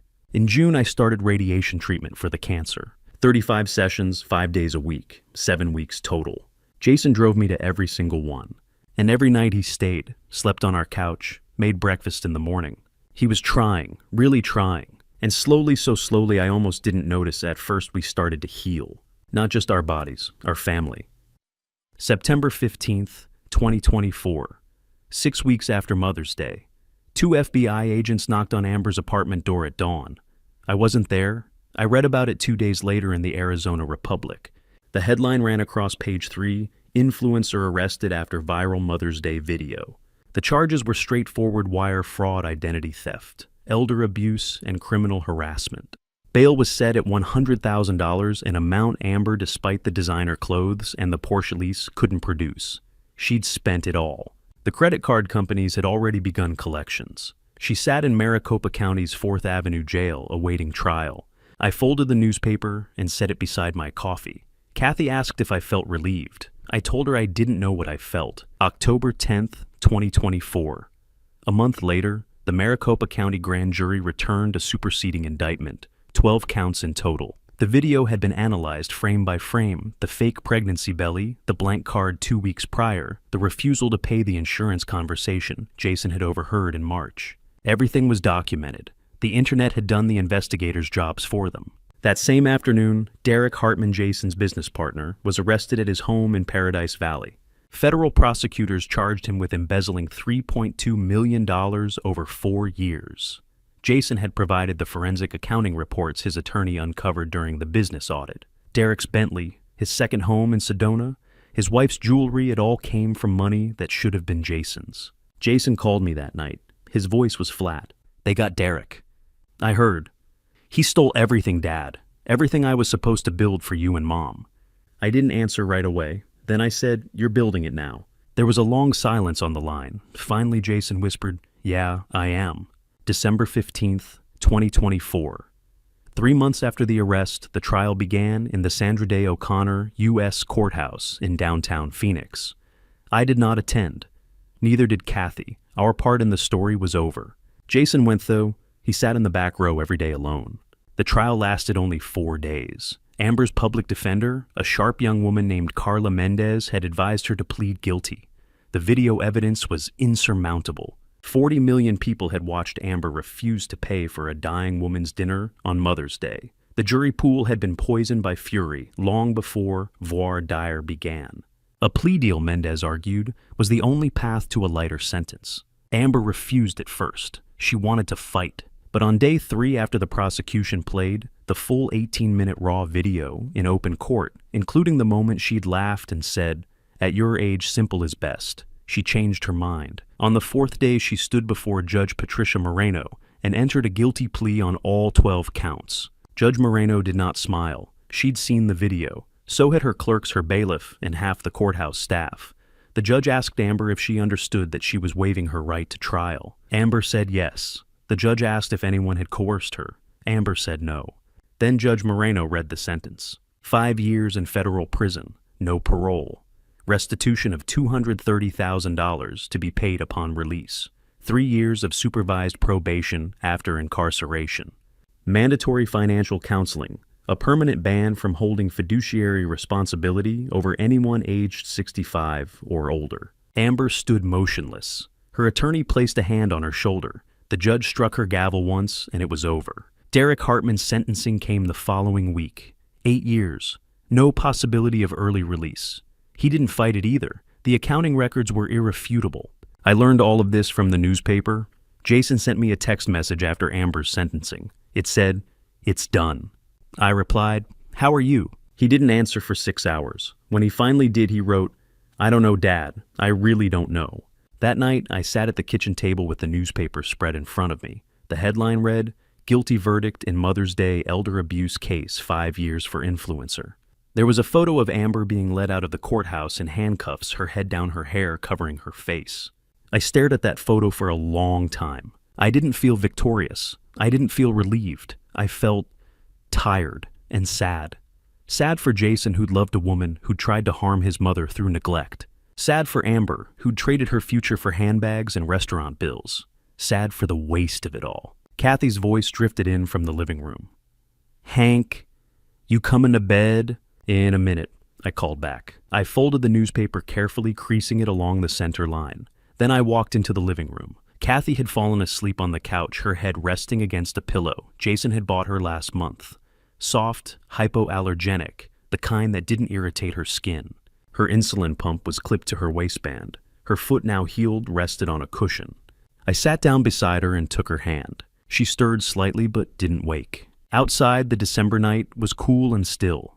Somewhere across town, my son was probably sitting in his apartment, staring at his phone, trying to make sense of everything that had happened. Somewhere in a federal holding facility, Amber was beginning to understand the cost of cruelty.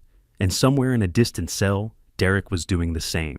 But here in this small living room, my wife was breathing steadily, her hand warm in mine. I closed my eyes. Justice had been served. The law had spoken.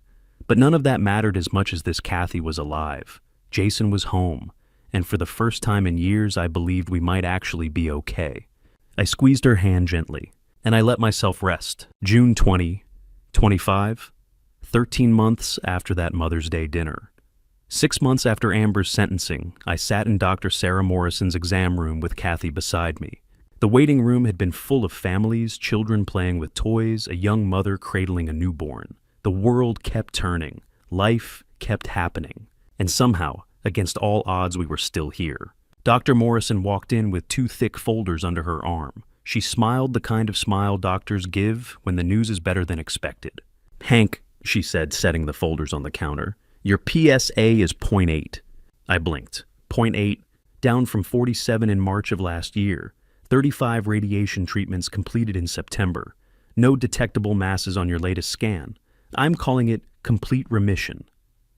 Kathy squeezed my hand so hard, I felt her wedding ring press into my skin. I didn't say anything. I couldn't. I'd spent a year preparing myself for the opposite news, for the conversation about palliative care, about months instead of years. I'd made peace with it, but here I was, still breathing, still fighting. "Well, thank you," I finally managed. Dr. Morrison turned to Kathy. "And you, Mrs. Sullivan, your A1C is 7.2%. Kathy's eyes widened. 7, down from 10.2 last March. Your glucose levels have been stable for 3 months straight. The insulin pump is working beautifully, and the continuous monitor Jason set up," she gestured to the small device clipped to Kathy's arm, "has been logging every reading. You're doing everything right." Kathy looked down at her hands. "Jason did that," she said quietly.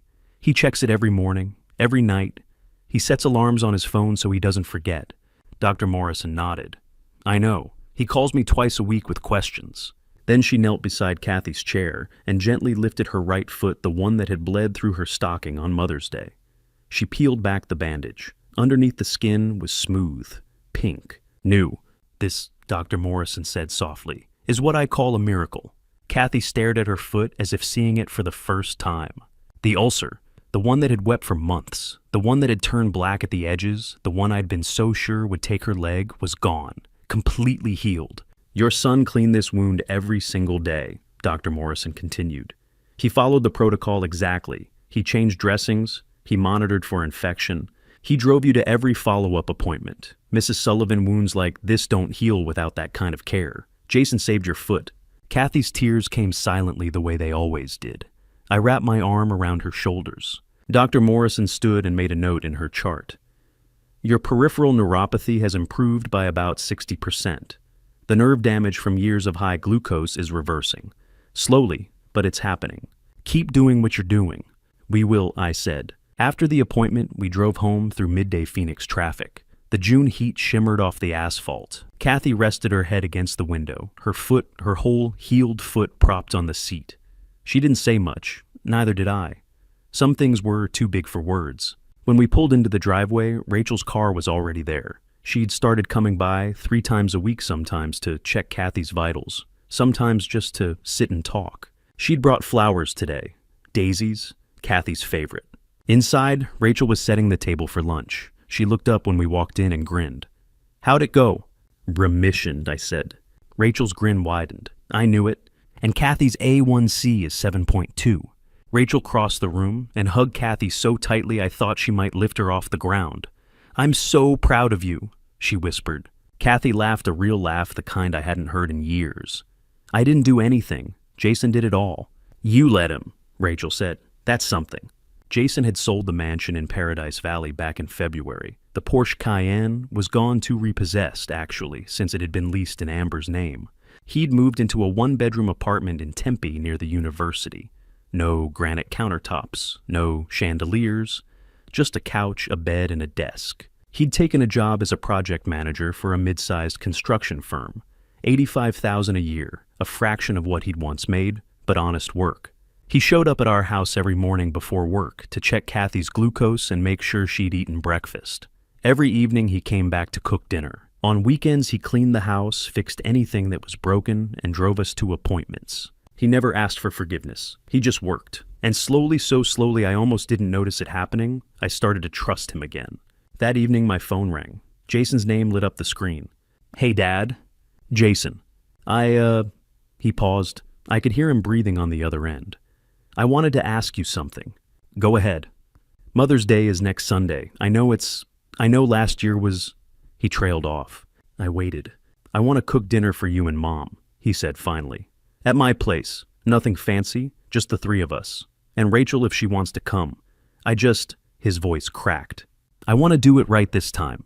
I looked across the room at Kathy, who was watching me with those steady, knowing eyes. "We'll be there," I said. Jason exhaled a sound like relief, like release. "Thank you, Dad." "Jason, yeah, we're proud of you."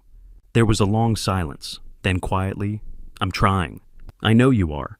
After I hung up, I sat down beside Kathy on the couch. She rested her head on my shoulder. "He's really coming back, isn't he?" she whispered.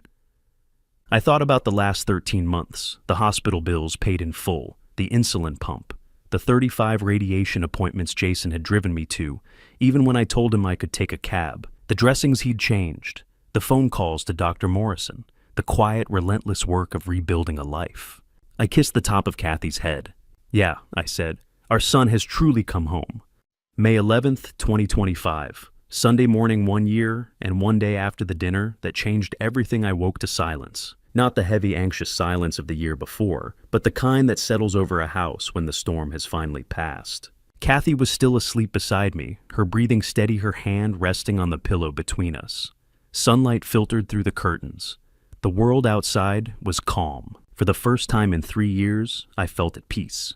We arrived at Jason's apartment a little after noon.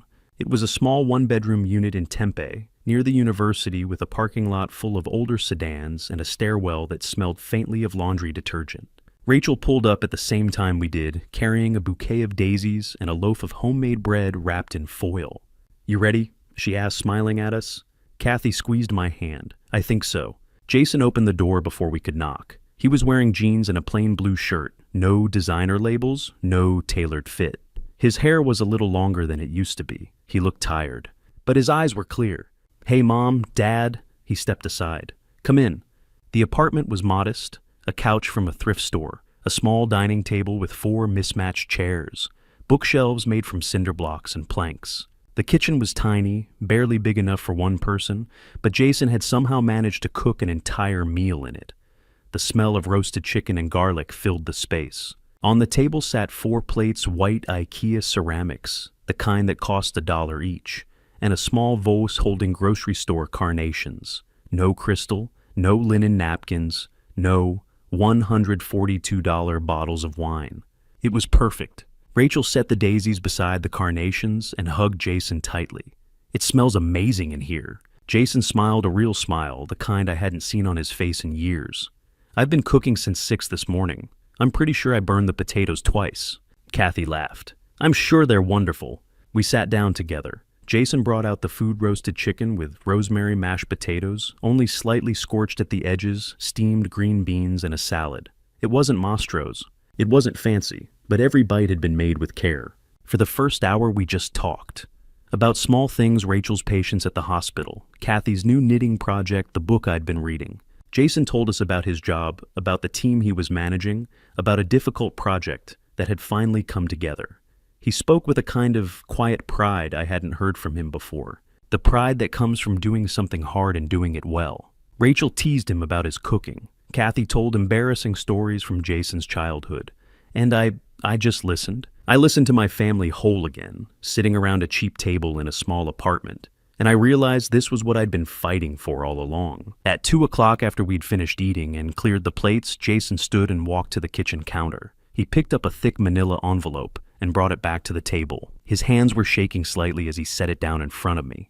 "Dad," he said quietly, "I need you to open this." I looked at Kathy. She nodded. I picked up the envelope and pulled out the contents. Inside were receipts, dozens of them, each one stamped "paid in full." Phoenix Multi-Specialty Hospital, $12,847. Paid. Valley Cancer Center, $78,500. Paid. Diabetes. Supply Company, $18,000. Paid. Southwest Cardiology, $7,200. Paid. Community Health Pharmacy, $27,000. Paid. I kept flipping through them, page after page, bill after bill, every single one marked the same way. At the bottom of the stack was a handwritten summary in Jason's blocky script. Total debts paid $253,800. GoFundMe total raised $427,000.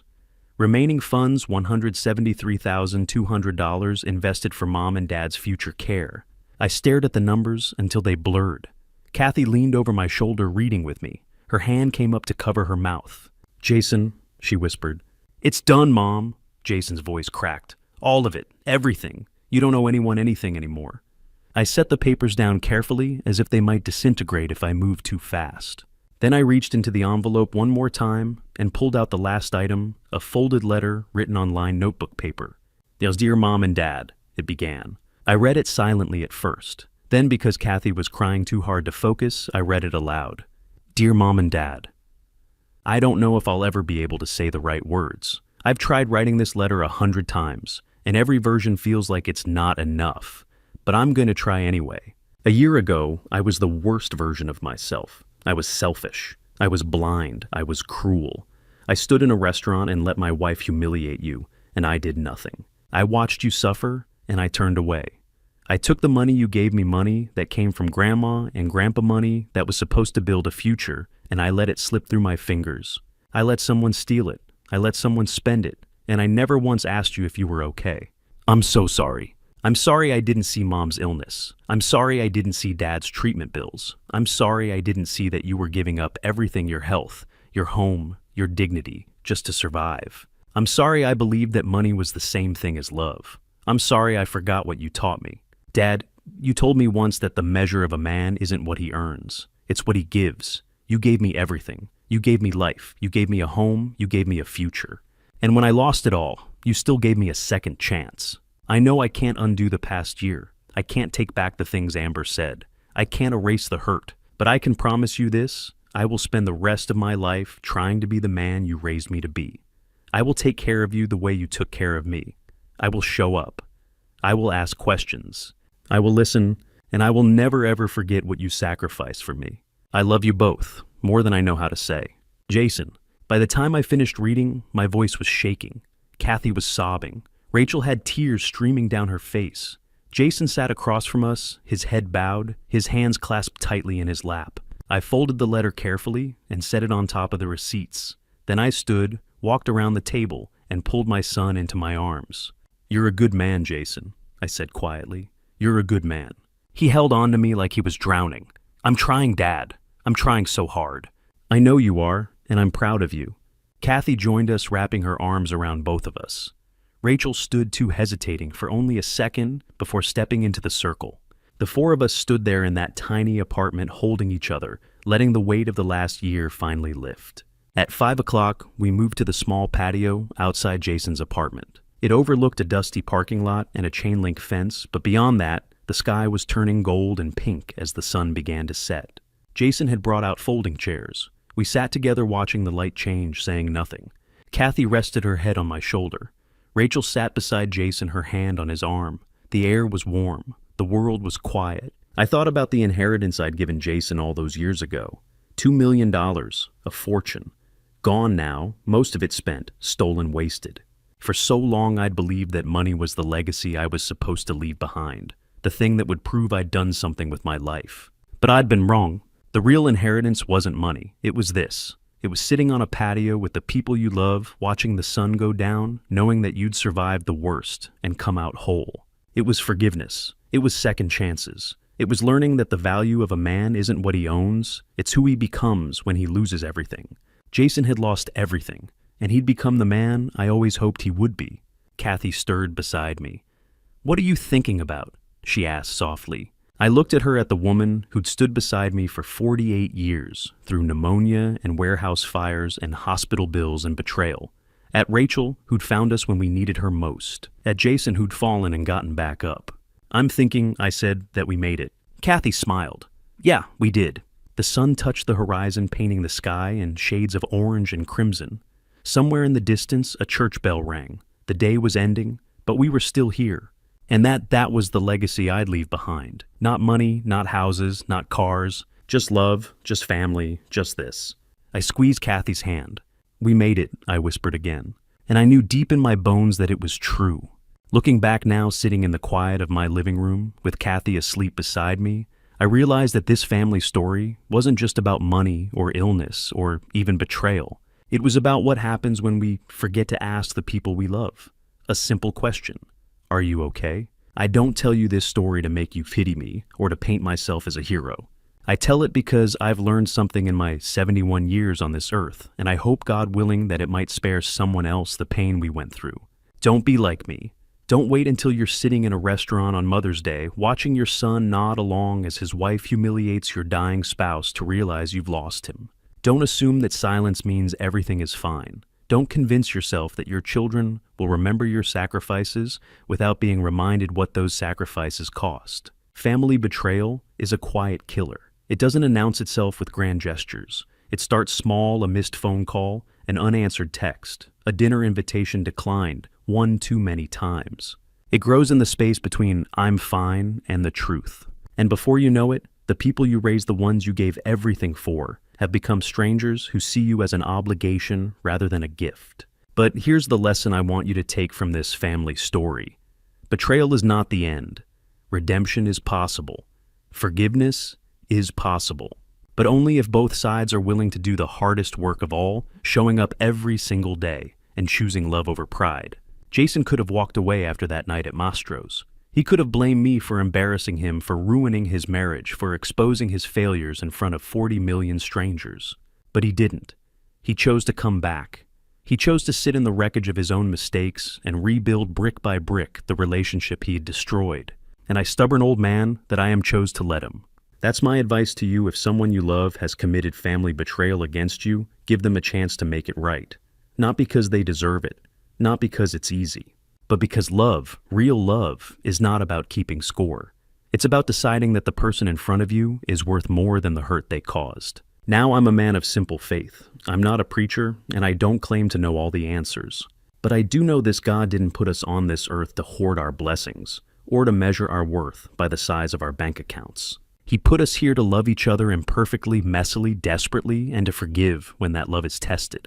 So, if you're watching this and you're estranged from your parents, your children, your siblings, pick up the phone, send the text, knock on the door. Life is too short, and family betrayal cuts too deep to let pride be the thing that keeps you apart. As for me, I'm just grateful. Grateful for Kathy, who never gave up. Grateful for Jason, who found his way home. Grateful for Rachel, who reminded me that family isn't just blood. It's the people who show up when it matters. This is our family story. I pray yours ends with hope too. Thank you for walking with me through this journey to the very end.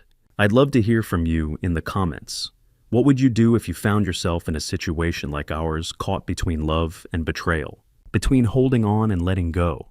Your perspective means the world to me.